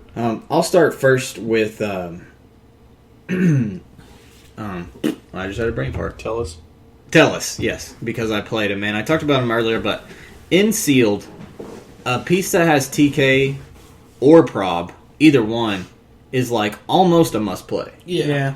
This guy, prob TK. this guy has both. First of all, he would be worth it for 82 points in sealed just with the TK prob. Yep. Then he has mind control.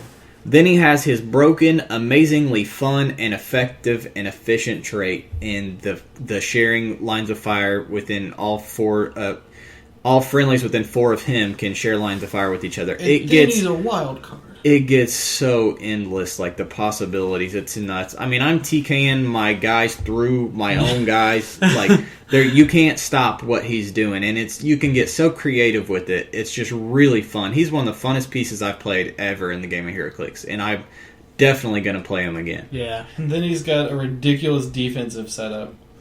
Yeah, Energy Shield, Super Sense's toughness, and when I had that 18 defend, making him now a 21 with. And the +1 and then the energy shield, so a 21 with super senses. It was stupid.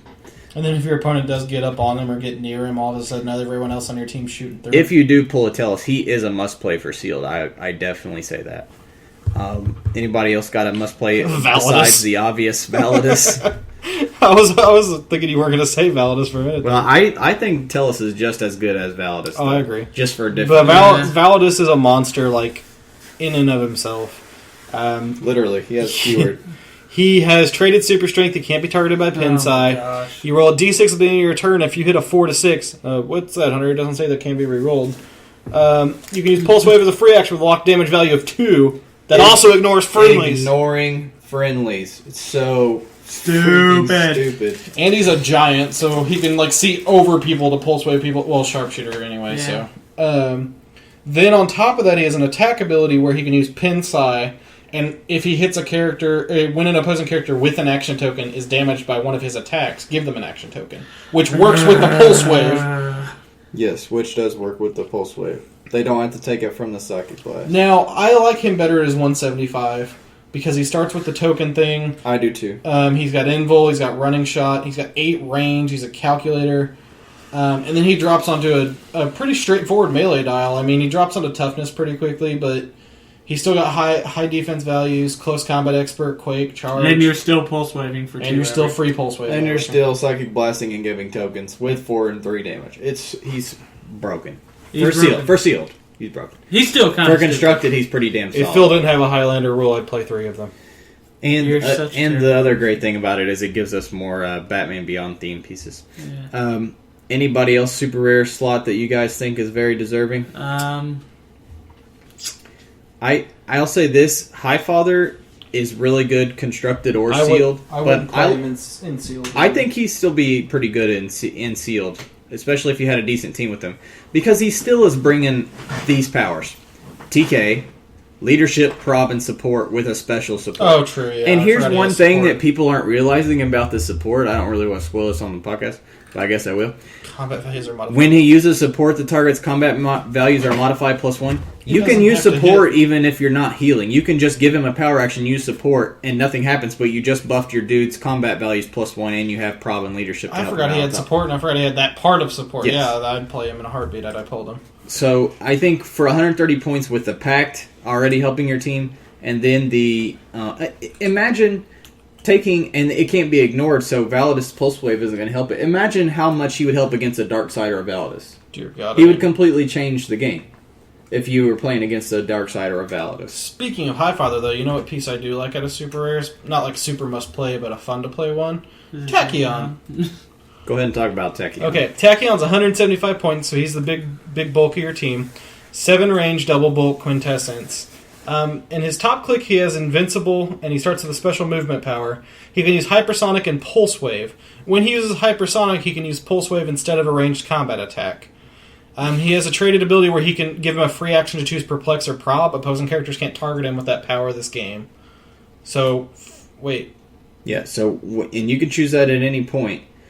So what you want to do is just see what your opponent has. Oh, once per game. Okay. Yeah. I don't know why. It's not at the beginning either. So if your opponent has neither one showing, don't pick yet. Wait until one of them pops up and then choose, okay, I'm going to choose Prob if they all of a sudden have Prob. And then his damage powers, he can use Prob. And when he's hit with a ranged combat attack, he may immediately place a blocking terrain marker in an adjacent square. That marker is on the map until destroyed until the next time until your next turn, even if this power is lost. Which, that's hit. It helps him, yeah. But the thing is, that helps him prevent him from getting smoked in one turn, from getting focus fired. Because he'll get hit the first time, you pick where you want to put the blocking down, and now you can block potential shots from the rest of their team. So he can't be taken out in one hit, and they're likely to hit him onto those steel energy clicks he gets for the last 4. Yep. And what I'd like to bring up about him is he is a flyer, so once again, really good on those maps that have a lot of blocking, which elevated and blocking are great for Pulse Wave. You just run around and you're just freaking blasting people with his Pulse Wave, single targeting people for 3 damage because it cuts in quarters his range pretty much. Yeah. Yep. So he's down to a freaking 2 square. which makes it great for focus firing someone. And you're just like, okay, I don't care about Validus's defense. I don't care about this guy. I don't care about Darkseid's defense. I don't care about anything. I'm just going to charge up there, hit for 3, running or hypersonic back around a corner. And I really like him for that reason. If I pulled him, I would personally play him in an instant. I don't know if he is a must-include, but I feel like in the hands of a smart player with a good support team, I think you could do great things with him. Drew, you got one super rare pick left. Who you like, buddy? I'm just kidding. Well, You can say whoever you want. Who do you think's the best? Solomon Grundy. Oh, you were going to say Grundles. He's good constructed or sealed. This guy is just pure incarnate, kick ass. He's a great Grundy dial. Dungeon Master He's so dial. representative of This Grundy. is the perfect Grundy dial, actually. So he's got a trait. He's got 3 traits. He's got 1 at the beginning of your turn. You may give him a free action, heal him with 1 damage if he occupies printed, hindering, or water terrain. There's no water on the P kit maps. There is some hindering though. Enough to Enough get to this take off a advantage of it, couple yeah. times. Yeah. His other trait is at the beginning of the game, place 3 resurrection tokens on Solomon Grundy's card. Solomon Grundy places 1 resurrection token on his character card each time he hits an opposing character. When Solomon Grundy would be KO'd and has at least 1 resurrection token on his card, instead click him to number 9. And to click number 9. Heal him of 1 damage for each resurrection token on his card and remove all resurrection tokens from his card. This ability can't be ignored. So, let's look at the focus points of this. He gets 1 resurrection token on his card for each time he hits an opposing character. So this means Quake, if he were to Quake, he would get, and hit 4 characters, he would get 4 resurrection tokens. Which is dumb. Yeah.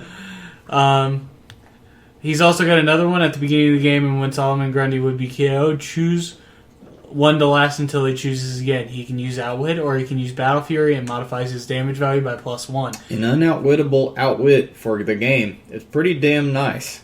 Pretty damn nice. Or Battle Fury +1 damage is nice too, but man, those are great options to have. I think I'd go for that wit, to be honest. And just if that wasn't enough, he rolls on to regen. He's got damage power of regen in his last 3 clicks. I mean, this guy is pretty sick. I mean, with all that impervious and all that invincible, and the fact that he comes back to life, and having the regen, and having the traded healing, he's hard to take down. He's 200 points, but he's hard to take down. And again, he brings Batman Enemy to the table to help your couple He other does wild not cards. have... And it's not like he rolls on to toughness later dial or anything. He always has a 2 damage dampener. Yeah, or invincible, which is just as good, if not better. Yeah. I like him quite a bit, too. You know what super rare combo I'd love to pull on a 400-point sealed? Him and Highfather. That's what Jeremy was playing. Really? Yeah, That's an amazing combo. How do you not win with that I was like, Jeremy, he's like going to play like... I don't know what he was going to play, but it wasn't Grundy and Highfather. And I was like, wait, you pulled a Highfather? He's like, yeah. I'm like, why not use Grundy and Highfather? He's like, oh. Grundy Highfather would be a great combo. You're modifying his combat values, you're TKing him. I mean, like, that's just great. All right, and the last slot is going to be Prime/Chase.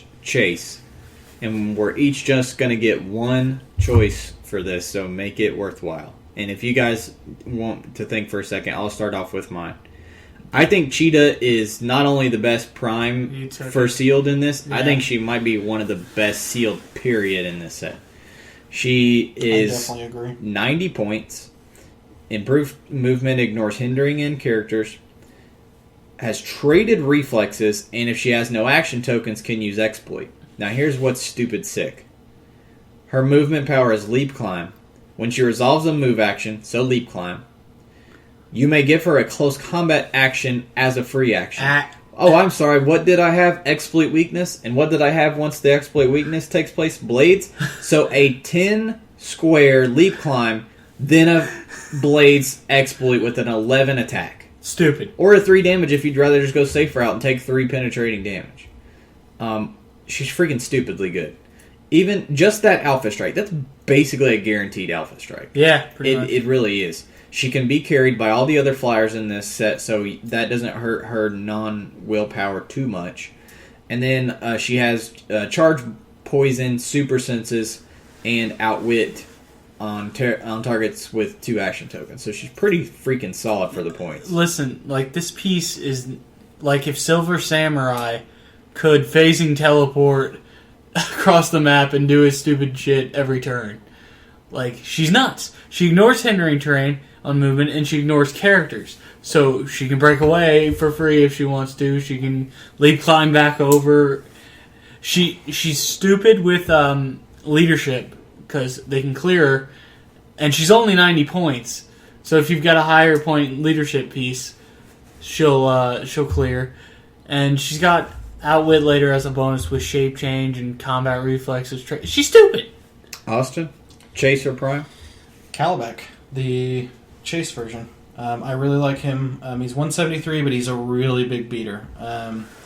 He ignores hindering terrain and characters. He has the ability to jack a relic or a resource assigned to an enemy, so you can steal Emerald Empress's resource. It's at the beginning of the game, isn't it? Beginning of the game, for all from linkers, you may remove 1 attached game element from an opponent's resource, and if it is a relic... Okay, you can't just jack a yeah, relic you from can. somebody. Okay. But the reason I like him is because of his stop click. He has a stop click at the end. He can use phasing teleport, and when he does after actions resolve, he may use regen as a free action. So you finally get this guy down his dial to the end after getting beat the crap out of the entire game. And then if you don't kill him off that 17 immediately, he just phasing teleports and regens. I really like him. Since the trait thing isn't as applicable, though, I think if I was willing to spend the extra points, I would go with the Superman instead. The Superman is he's another beater like this. He's really hard to get through. But he has hypersonic. But he has 9 hypersonic. range. But then he has running shot, Pinsai, and Superman ally, and traded super strength. Yeah, and then he has the special end cap towards the bottom of his dial, where after he's done, he can use a close combat attack as a free action. Both of them are really good. Like, honestly, don't forget the almost game-breaking defense power that the they stop all click. have. It's not just a stop click; it's a stop click, phasing, then phase free regen. It's almost like they listen to this podcast. And It's a get out of jail free card. Yeah, we always talk about how stupid it is to have phasing and regen. No, I'm going to save you 1 power action. I'll let you do the regen for free after you phase. And it makes it even worse because they have to phase to use the regen. So, effectively, once they've teleported to regen, oh, you know what that does? Well, never mind, they all have Endom anyway. I was going to say, that'd kind of screw them if they didn't have Endom because they'd phase and then push and then die. But they do have Endom. Yeah, I do like Superman the best out of the chases, for sure. He does have Kryptonian. Apocalypse is easy to hit, of course, which I think all 5 of them have Apocalypse. And he's bringing a good TA again for Yep. all those wild cards. Drew, Prime or Chase? Monel. Good choice. I knew someone was going to say Mono. He's stupid. That's all. I would have chosen him, but Cheetah is a little bit better for I you. do really like that Cheetah. Edward Nigma and Black Witch are good, solid, constructed pieces, but neither one of them are amazing for sealed. I feel like, as I said earlier, Edward Nigma's problem is you have to carry him around everywhere to get good use out of him, and it's easy for your opponents to stay out of his range with these OP kit maps. Lydia is also going to be a stupid good constructed piece, but again, not amazing for sealed. I didn't really like her. I was looking at her. I don't really like her for sealed. Just because she's got good things that's... she's a cheap version of that trait. That's what you're going for with her. Yeah. Well, and she also has Smoke Cloud. And think about the fact that you get to steal the relic or resource, the relic or ring, and then put it on you. So then she becomes a legit attacker, so you could jack too. somebody's You cowl drag off a running their belt. shot hammer, and now she's got willpower running shot. So not only did you take that away from them, but now she has it. So it makes her a legitimate threat. I like her for stealing cowl out of somebody's belt. You take away their stealth, and then she now has stealth and the smoke cloud. That'll do it for sealed advice. And let's move into the community section. The community question was, what do you think is the most competitive... What figure out of Superman Legion of Superheroes do you feel like is the most likely to be a big meta game changer? I think you know my answer. This is so And silly. there's quite a few. quite a few legitimate answers to this question. Now, first However, some of you have illegitimate answers, and therefore your opinions are invalid. let's let you guys say what you think is the most likely. Chameleon Girl. Besides No, I'm just Chameleon kidding. Girl, which is the obvious choice. Austin. Science Police. I think that's a given. 45 points. You can fit her on any damn team you frickin' please. She annoys just about everybody in some way. Why is it Or she? annoys- What if it's or a he? sorry, he. Sorry. I guess we don't know what's under that helmet there. It could be. There's It's a lot of Samus padding there, thing buddy. going on. Sorry, we were talking about Chameleon Girl, and I got on she. The Science Police officer just stops it's gonna affect every team in some way. Like, I feel like every team's got free actions. Some of the teams, like Brother Voodoo teams, are really big. Can't use their free action mind control without taking an unavoidable. Mm-hmm. And Voodoo's stats drop quick when he starts taking little pops of 1, because this is damage that he doesn't have to he can't super sense, he can't do anything out of. Mm-hmm. It's unavoidable damage, so it's big against a lot of different pieces. I would bet money that we're going to see a Science Police in the next Rock tournament in the top 3. Top 3, you say? Top 3. Top That's a 3. that's a bold prediction, but we'll see if it pays off, Cotton. Drew, who do you like? So stupid. There's so many to choose from. There really is. This set's so huge. But Chameleon Girl, Drew. Oh Take it. God! Clearly, the clear choice here is Polar Boy. But High Father. I mean, He's the obvious choice. He was Yeah. the one we all knew was going to be effective, Yeah. but he's that damn good. Me and Hunter were talking about him on the way to the GP pact is Wednesday. so stupid.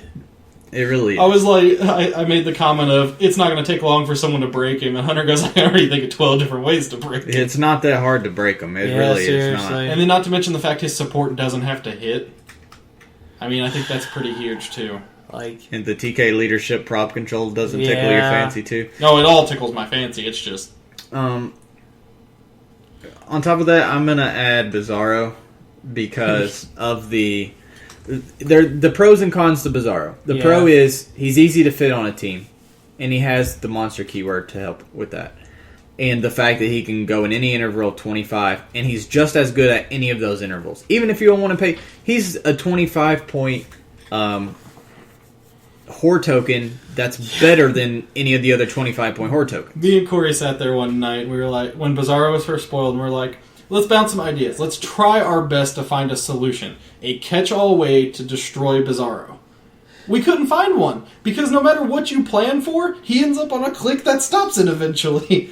The best thing I could figure out was poison, but you don't want him in melee range. Yeah, you don't. That's the thing, is the negative part of his... The negative side of him is he's random. You don't know what he's going to go on, but when you But it's sit and look mostly at those melee. clicks, it doesn't really... There's not a bad click for him to go on to. So even though... That's the bad thing, is it's you can't... In meta, you want to be focused, and you want to know exactly what you're going to do and plan out. And with Bizarro, you can't do that. But at least he brings well worth his points to the table. And to me, it's the main thing is I can't be one shot. I can't be even fucking two shotted. You have to put a lot of time and effort into taking me down. That's what I like about him, and that's why I think he's guaranteed to see some play. But again, there's tons of other. The Lydia chase that we just talked about has some potential. I don't think White Witch has a ton of potential. Let me talk about White Witch for a second. yeah, Because she snuck up on us. Yeah. And there's a lot of things that she can affect that a lot of people aren't thinking about. And let's bring her up here and read her stuff. We said we didn't think she's that great for sealed, but for constructed, she has got some potential. She's only 87 points. She ignores mystics. That's just kind of icing on the cake. What's really cool about her is that she can promotion on the first hit, by the way, possibly if you hit a 6, which your Austin Smith is likely to happen, I don't know what you're talking and about. go right into the almost 200-point Black Witch I love it. automatically. Yep. But the cool thing about her is her mystical energy power. During your turn, choose one. Give her a power action, and each opposing characters' combat values can't be modified until your next I didn't turn. even see. So you that didn't see outsiders their entire team Yeah. without line of fire, It's- without squares. That's the power that? action For version. 87 points. No. That's the No, power listen. action version. Listen how stupid good the free action version is. Or give her a free action. Each opposing character can't be given more than one free action until with your this next game. turn.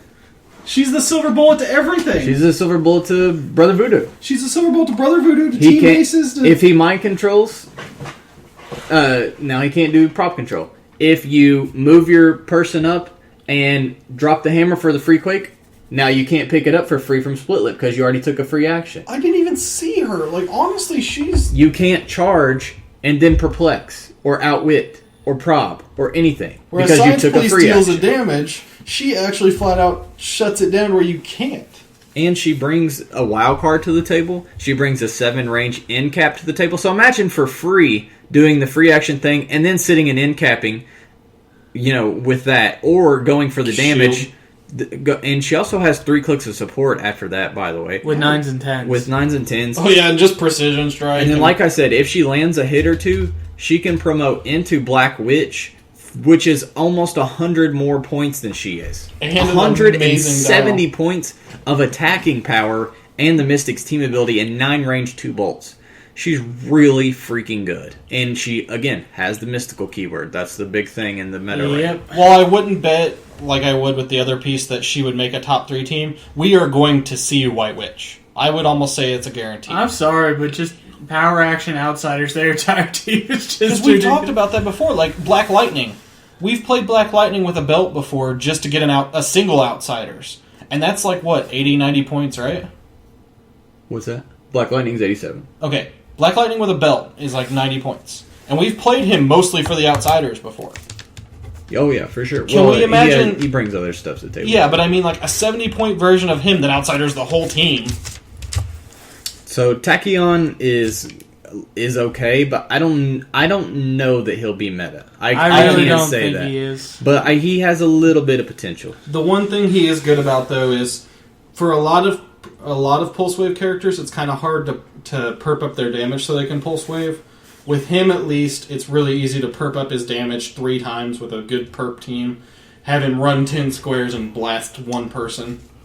And then the very last one that I want to bring up that's not guaranteed, but I think has hella potential, I agree. is Phantom Girl. And I already talked about earlier why she's so good. Yeah. She'd be even better in meta than she is in sealed for the fact that she's stopping hammers and getting a free end cap on that person. She's completely shutting down not just one character, but most likely 2, 3, or 4 characters and getting to safety when she does so. I really like Phantom Girl quite a bit. Let's go into... Drew, do you want to talk about let's see, what's the full name? Drew's Value Corner of Value. No, it was something... Drew's Silver Age Corner of Value. Drew's No, you Silver said Age value Value twice. Corner. Damn it. It's Silver Age Value Corner of Value.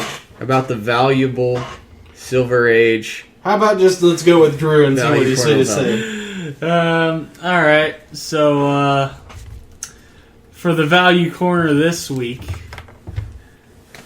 Sorry. We're going to go all the way back to Origin. Oh, damn, son. We are going back in... Going with Chocolate Thunder? Chocolate Thunder. God, we're pulling a Kang here and going way No, back. it's not a basketball player for the Harlem Globetrotters. I really thought it was. It's Jakeem Thunder. Now you're like, Drew, who the hell is Jakeem Thunder? Where's the bubblegum tape? And the obvious answer is, I don't fucking know. but let me tell you what. Jakeem Thunder's clicks is dumb. He's got 8 range, double bolt. He's 126 points. So for Drew's value corner, he's a bit higher. But in your higher point games, you're going to be saying, Drew, what am I getting? Drew, what am I getting? The answer, 18 defend onto a 19 defend. The 18 brings a prop control. The 19 19 brings a perplex. perplex, putting him up to a 20. Possibility of a 23 defense right there. Then he's got the flight carrying his 22. people with him that he's giving defend to, man. That's a pretty nice figure, and we've sat there and talked about before how they've been cutting down on those 19 defenses because they're so hard to hit when you get them up there. This asshole's just like, I disregard everything because I'm old. He's got clicks of barrier and prob towards the end as well. He's always got 8 range barrier, which is, I don't know if you know, pretty sick. Yeah, some sort. I believe Hunter was denying that long range barrier earlier. Or something like that was bad. Oh, I see you rushed your flash up here, hit me, and then ran behind that corner there, 6 or 7 squares away. Magically, how about I just block him into a little hole where he can't get out next turn?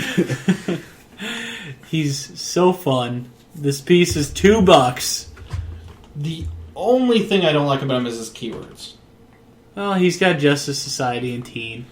He's a little pricey, but you're right. He brings a lot to the table. For 100, okay, on a 600, 700 point game or whatever, you could build a good team around him. I mean, giving everybody a 19 defend is just... And then perplexing one of them up again. Even with book numbers, you're going on a stupid number of defense. He'd be good with a certain Doctor Strange that gives everybody energy shield. That's what I was just thinking. Good choice. I was like, for 120 points, you're talking about the Ant-Man, Doctor Strange, ASM combo. And then freaking instead you're going Jakeem and he's the one sole piece for it. Let's just say Jakeem takes it to the hole. He takes the rock to the hole of value. Let's move into Dial Design.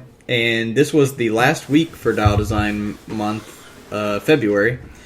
And the assignment this week was to do a Colossal. And I would let people have up to 2 different dials if they preferred to go to up to 2 dials, since Colossals tend to have multiple dials. And as we said at the start of this month is a little bit maddening, more difficult assignments than what we usually give out. Crazy. So I thought we would get, the Colossal is quite a challenge, and people, talked about how it was a little challenging. But we had some good submissions so far, and the featured dial this week is actually going to be Jason Lapel's dial.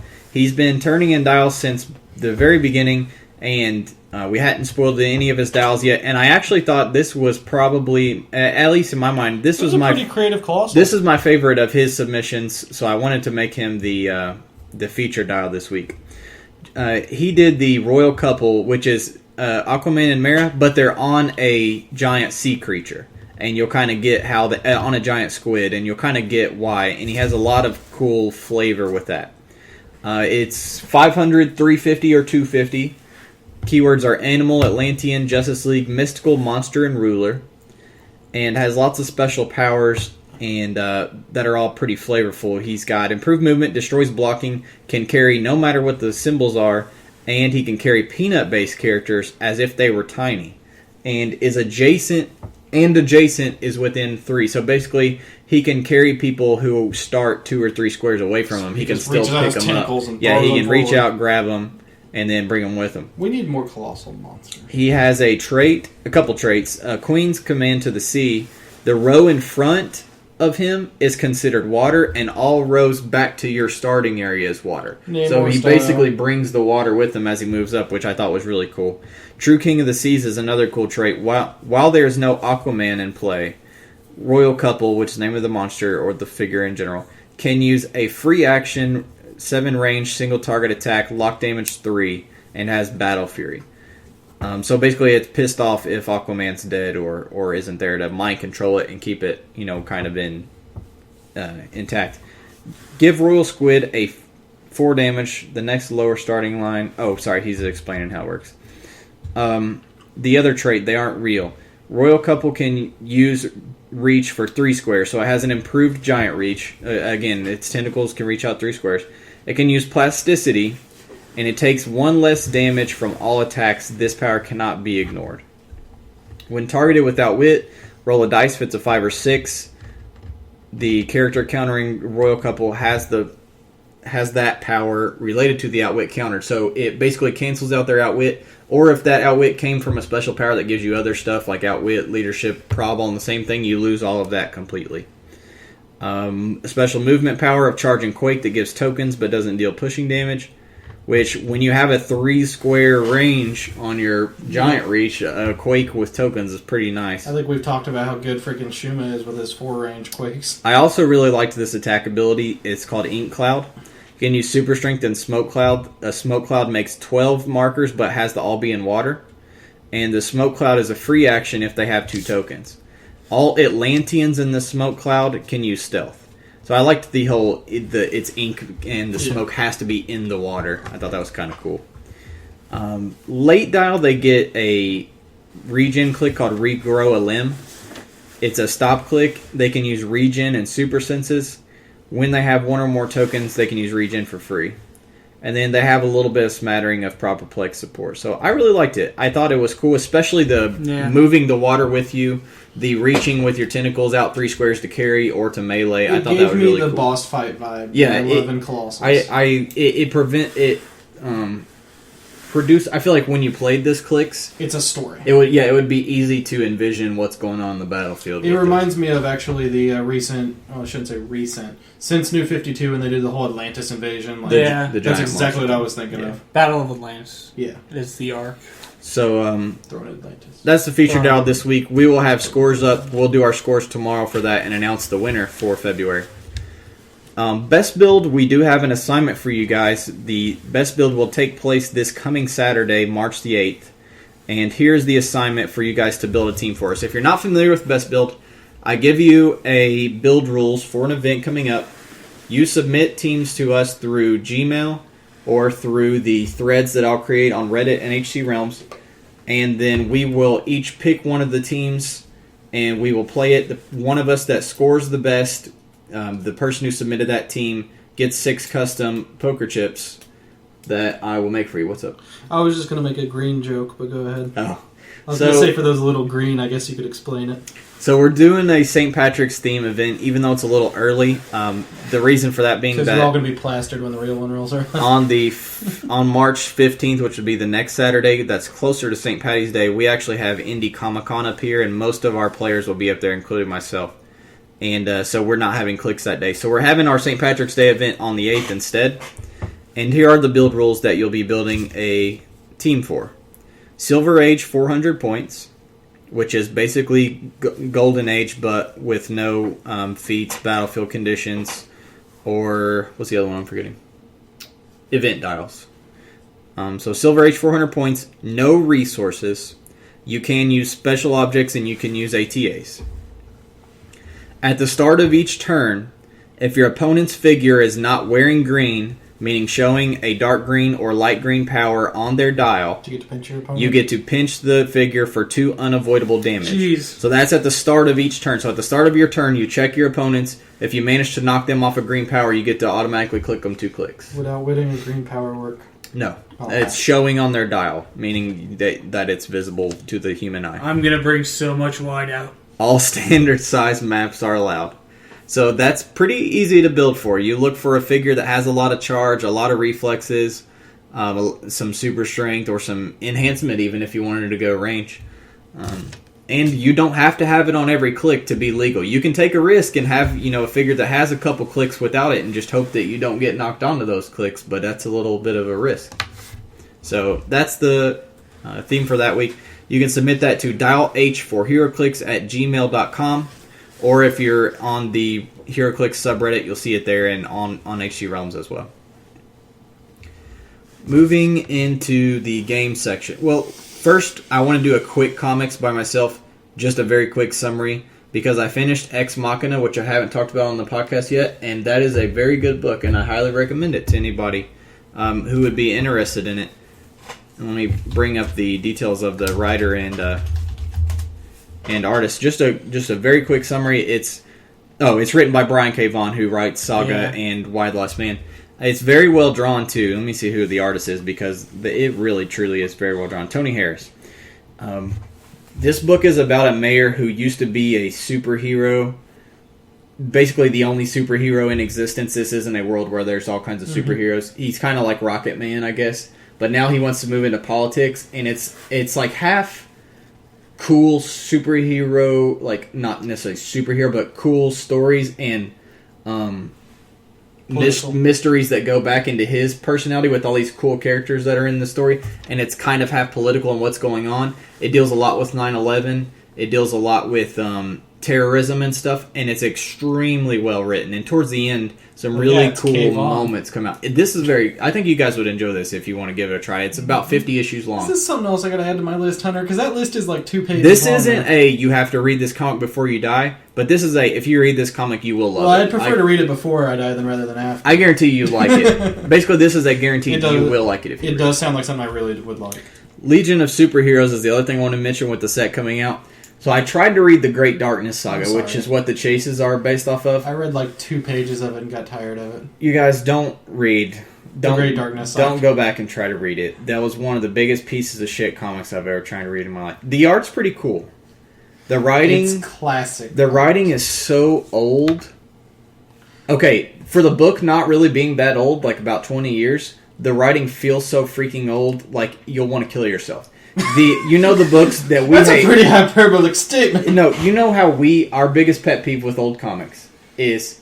Why I can't read Demon in a Bottle because I want to just jump off a bridge halfway into it? Is everybody has to repeat the name of the character they're talking to after they say a sentence. Namor, stop there, but Iron Man. Why is he doing that? Phantom Girl. I don't know. Why don't you go over in the kitchen, Cosmic Boy? Okay, it's not once per page. It's every goddamn speech bubble on the page. There is a name in it. Even if they've said who that character is 16 times in that one issue, they'll keep saying it, and it gets on your last ever-loving nerve. I just want to rip my hair out. It was so impossible to read. At least you know everybody's name by the end of it. It's probably because there's like 100 members of the Legion. Here's the problem with Legion, because I really tried to like this, because I haven't read much Legion before. And the ones I did read, which was the New 52 and the series right before New 52, was awful as well. And they had the same problem that this story has. There's too many freaking members of the Legion of Superheroes to have any sense of character development at all. How can you have a team with 27 fucking members and expect me to care about any of those members when they each get half a page in the issue? I guess that's what you get when you call it the Legion of Superheroes. What am I supposed... But they don't have time to develop anybody. They don't have time to develop personalities or for you to actually give a shit about them whenever they pop up. I agree. The people you actually end up caring about are the villains, because they're the only ones you see more than once every 2 pages.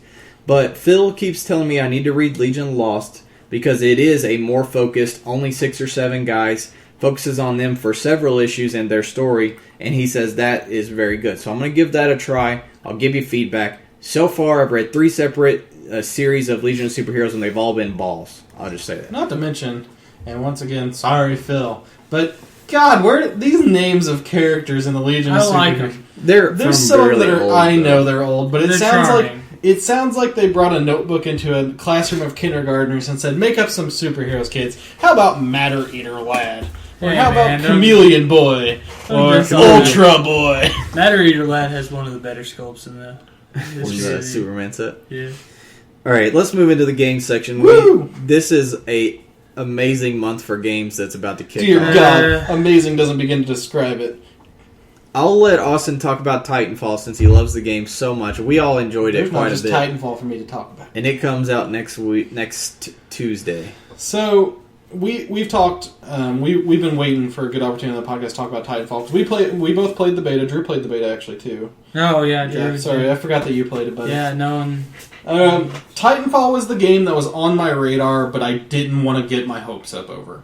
I knew it was Respawn Entertainment because Respawn is the former Activision guys who either quit after Modern Warfare 1 or later it was the leaders that got fired after the whole fiasco with EA and all that. Which Call of Duty 4 Modern Warfare 1 was the best Call of Duty and one of the best shooters ever. Yeah, it was perfectly paced, it perfect, had great progression, great balance, all that. Then Modern Warfare 2 comes around, which was okay, but it was they sped everything up. And then everything just went down the shitter from there. Titanfall, however, is, excuse the language, it's a giant fuck you back to Activision, because what they've done is made a shooter that makes every Call of Duty, even Modern Warfare 1, look bad. Because they've advanced the genre with this one. Titanfall is a mixture of the old school arena FPSs with double jumping, dashing, that kind of stuff, except you have double jumping in this. It's a mix of that, a good arena, or a good Call of Duty style arena FPS where it's good gun control, It's more like the old ones, though, where there's not a ton of kick on your guns. And then it's a mix of a good mech game.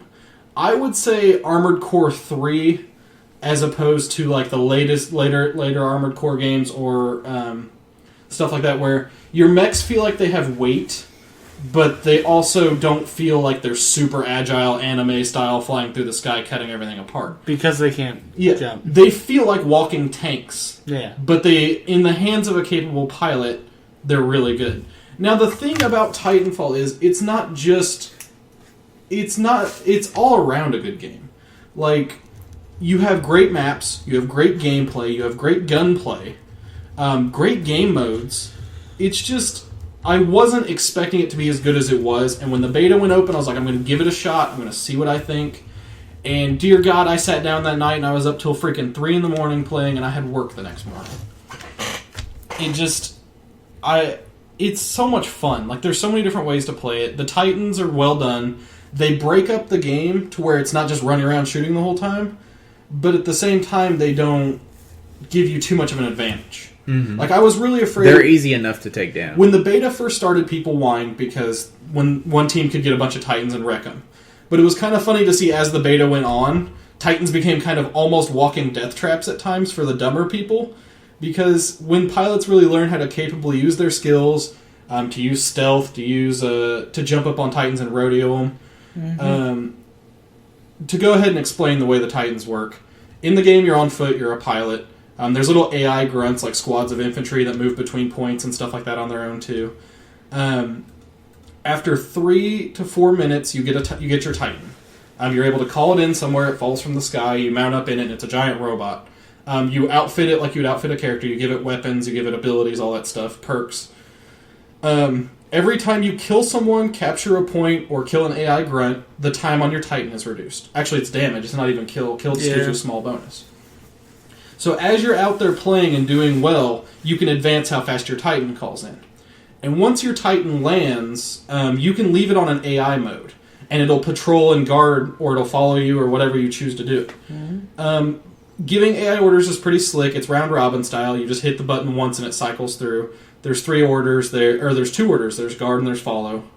It defaults to an idle kind of thing where it's got a big bubble around it when you call it in. Titan on Titan combat, some of the most fun mech combat I've ever played.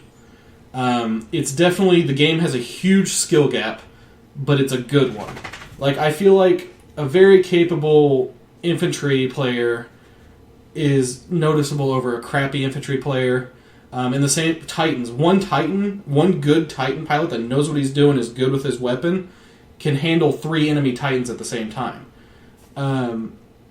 They just did a really good job of balancing this game. I mean, like, people really don't really expect how much balance matters in a game.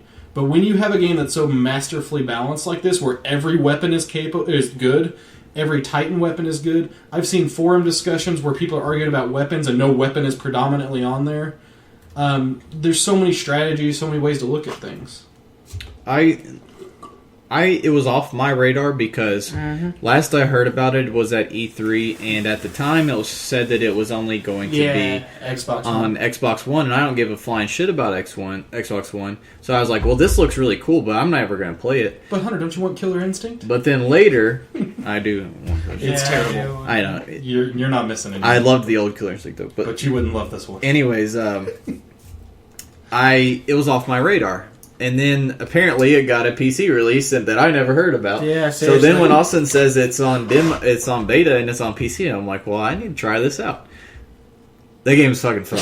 I know. The game is way better than I thought it was going to be. And I absolutely can't wait for it to come out. I was not going to buy it. I played the day off work. I played the beta and I was like, "Oh my goodness, this game is really fun." It's the first game it's the first FPS I've played in a while where, even though it has unlocks, I don't care about the unlocks. I'm having fun playing it.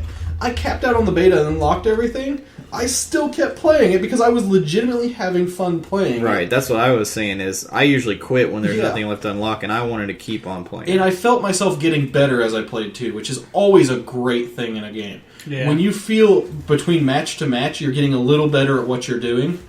And it was kind of fun swapping weapons and getting better at other weapons and stuff too. because you're like increasing your what's the word I'm looking for? Your retinue kind of, or your whatever challenge, your revenue stream of points, like unlock No. Your gosh, what's the word I'm looking for? Your arsenal of capabilities and skills. Okay. Yeah. Drew, you played it. What do you think? It's pretty good. It's a fun game. I mean, I've played a lot of shooters competitively, and this has got potential, and it's pretty fun. The other thing I like about it is the devs have been pretty active with the players so far. Like, they want to bring us stuff that we want in the game. Yeah. They did just recently announce there won't be season passes. There will be map packs. There will be map packs, but there won't be season passes. Season passes are dumb. Because they didn't want people to blindly pay for DLC when they didn't know what was coming. Exactly. Which I'm happy with. The game launches with 16 maps, which is great. Which is quite a bit. There's 3 different Titan types. There's a balanced all-around one with 2 boosts. There's a tankier one that has 1 boost. There's a really light one that has 3 boosts. And then there's the burn cards. The burn cards are kind of cool. Basically, as you do stuff in the game, you unlock burn cards, and they're consumables. At the beginning of the match, you equip 3 of them, and you can activate them at any time. They may be an upgrade for a weapon. They may be a free Titanfall call-in or something like that. It's just fun. And the AI grunts. People really underestimate the AI grunts till you're sitting there playing. And the one thing I do love about the game is they got the environment perfect. Because as a pilot, you're cybernetic, kind of, as opposed to the normal people and the soldiers on the ground. Yeah. And they make little comments about it. Like, at the start of a game, one of the grunts will say, like, what makes a pilot so special? And he'll double jump over their head, and then he'll go, oh. Or, like, you'll walk in a room, and you'll see a grunt pulling his buddy to safety to try to res him or something like that. And it's just these little moments, and you're like, they nailed the environment of the game. Yeah, and that's great. I couldn't picture playing this game without the grunts. Like, some of the competitive people are like, I want to turn them off. But, like, to me, they're part of the game. Yeah. It's part of the point system, too. Yeah. Speaking of a game that you can feel yourself getting better at as you play it, Dark Souls 1 was one of my favorite games ever, and also one of the games I've put the most hours of my life into.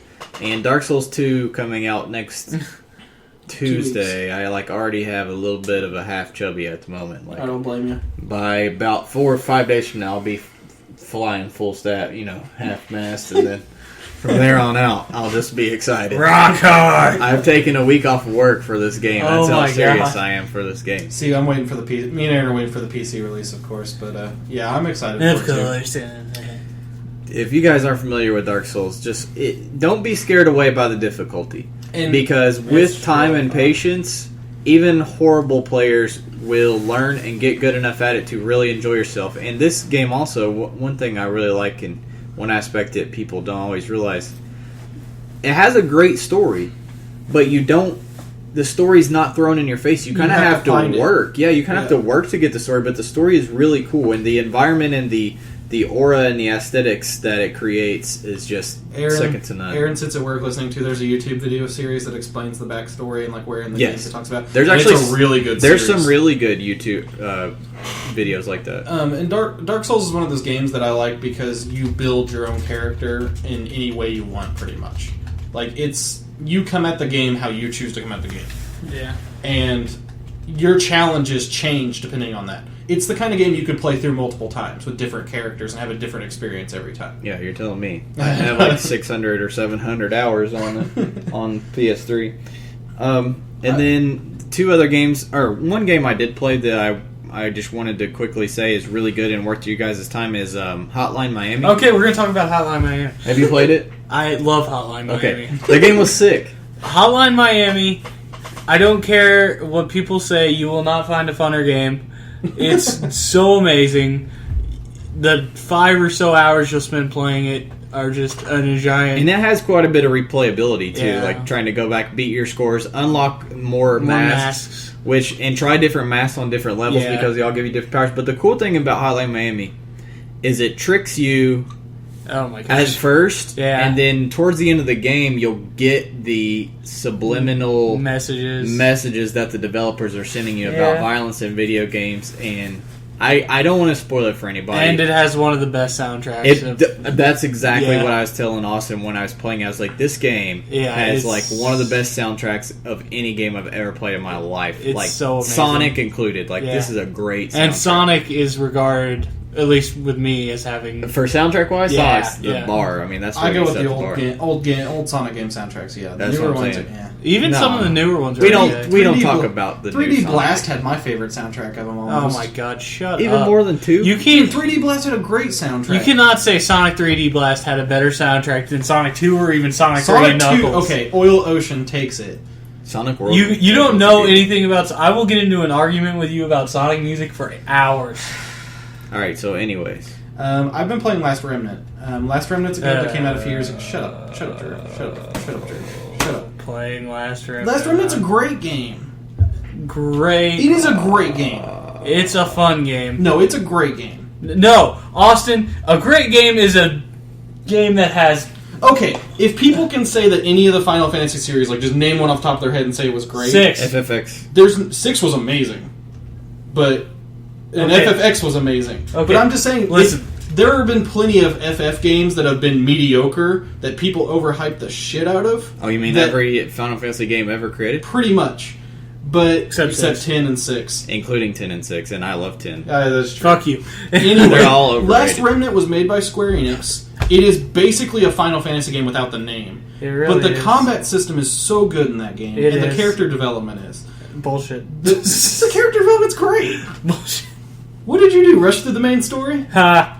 Me, my brother, and Jordan have been playing through this game not like for the last 2 weeks again. We dug it up on Steam. It's $10.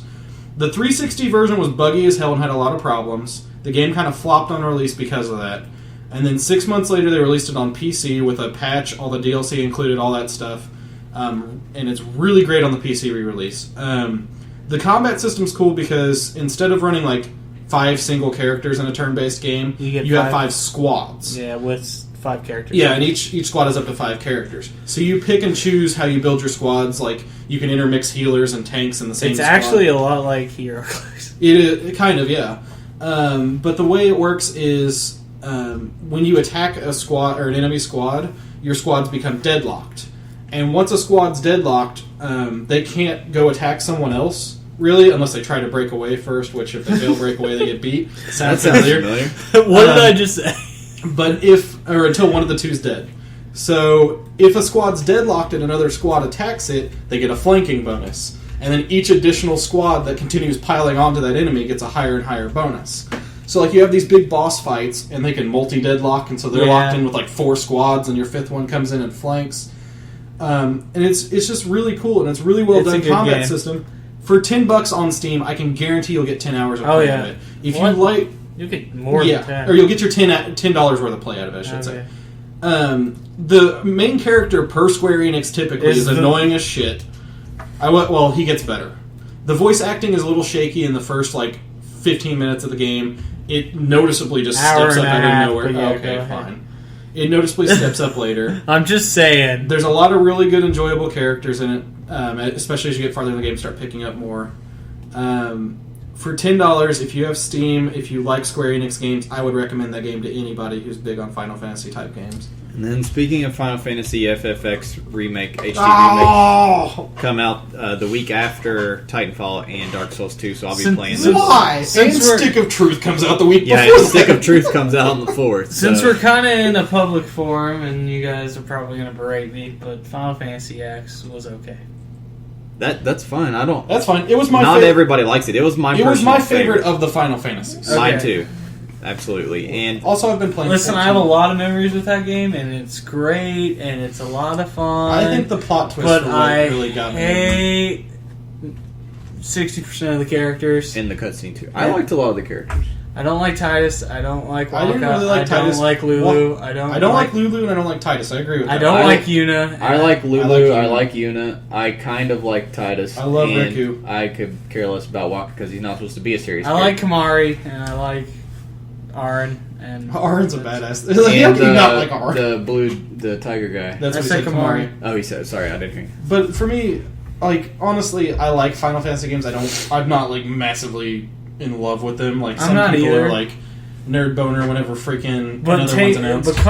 pretending to be 6 so I can play Final Fantasy 6 at home. 5 and 6, I almost feel like, and it's weird for me to say it, I guess, I feel like 5 and 6 and the ones before that are like a completely, since they are from a different era, Yeah. they're like a completely different franchise to me. Like 5 and 6 were amazing. Well, it is 5 and 6 are the same game, but No, they're not. I thought they were. I thought when they re-released 5 over here. Okay, which one had the purple-haired pirate? 3 and 6 are the same game, technically. The Purple Hair Pirate's 5. but Okay, I loved 5. 5's fun. It's got a great system with the jobs and everything. That Final Fantasy X2 ruined, by the way, that's... I haven't played X2. X2 is not an amazing game, but it's very fun, especially if you like Does X. it continue the story well from X? No. No, it's not about story. It's just about fun gameplay and kind of No, stylistic it stuff. wants it to be about story. It's not about story. Yeah, don't play it for story. Yeah. You'll still enjoy it The if you enjoy it. game system's fine. Yeah, the battle system's really cool. Yeah. Anyways, that's enough Final Fantasy talk. 7 sucks. Shut up. Listen, 7... I don't like it either, but let's just stop. 7 sucks. Anyways, we're But it did we change just everything. lost like half our viewers I know. because everybody and their mom loves that game, even though it's a piece of shit. I was about to make a terrible reference, but never mind. Be sure to get your best build submissions into us this week by Thursday. Do it. If you have any questions that you would like answered on the podcast, or We any won't answer 'em. suggestions, any just the tip hints, any suggestions for Drew's Silver Age Value Corner, Please do it. One more thing, though, before we completely... Oh my gosh. I was just going to say for video games, if you guys want to add... I don't know if you're going to throw your name of Origin name out there if anyone wants to find us on Titanfall when it comes out. But I'm on Twitch and Origin under Shadow Claimer.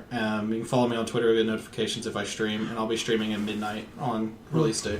Oh wow, showing yourself. Origins is Scars of Zaz, and that's Zaz like Victor Zaz from My Batman. origin is Amazing Shake, and my Twitter is Amazing Shake. And his booty has quite an amazing shape. Yes, it does. So anyways, if you guys have any best build submissions or questions or suggestions for any segment like Just the Tip or Silver Age Corner or anything just you want to voice your opinion about it in general, send them to our Gmail. It's Dial H For Heroclix. That's all spelled out at gmail.com.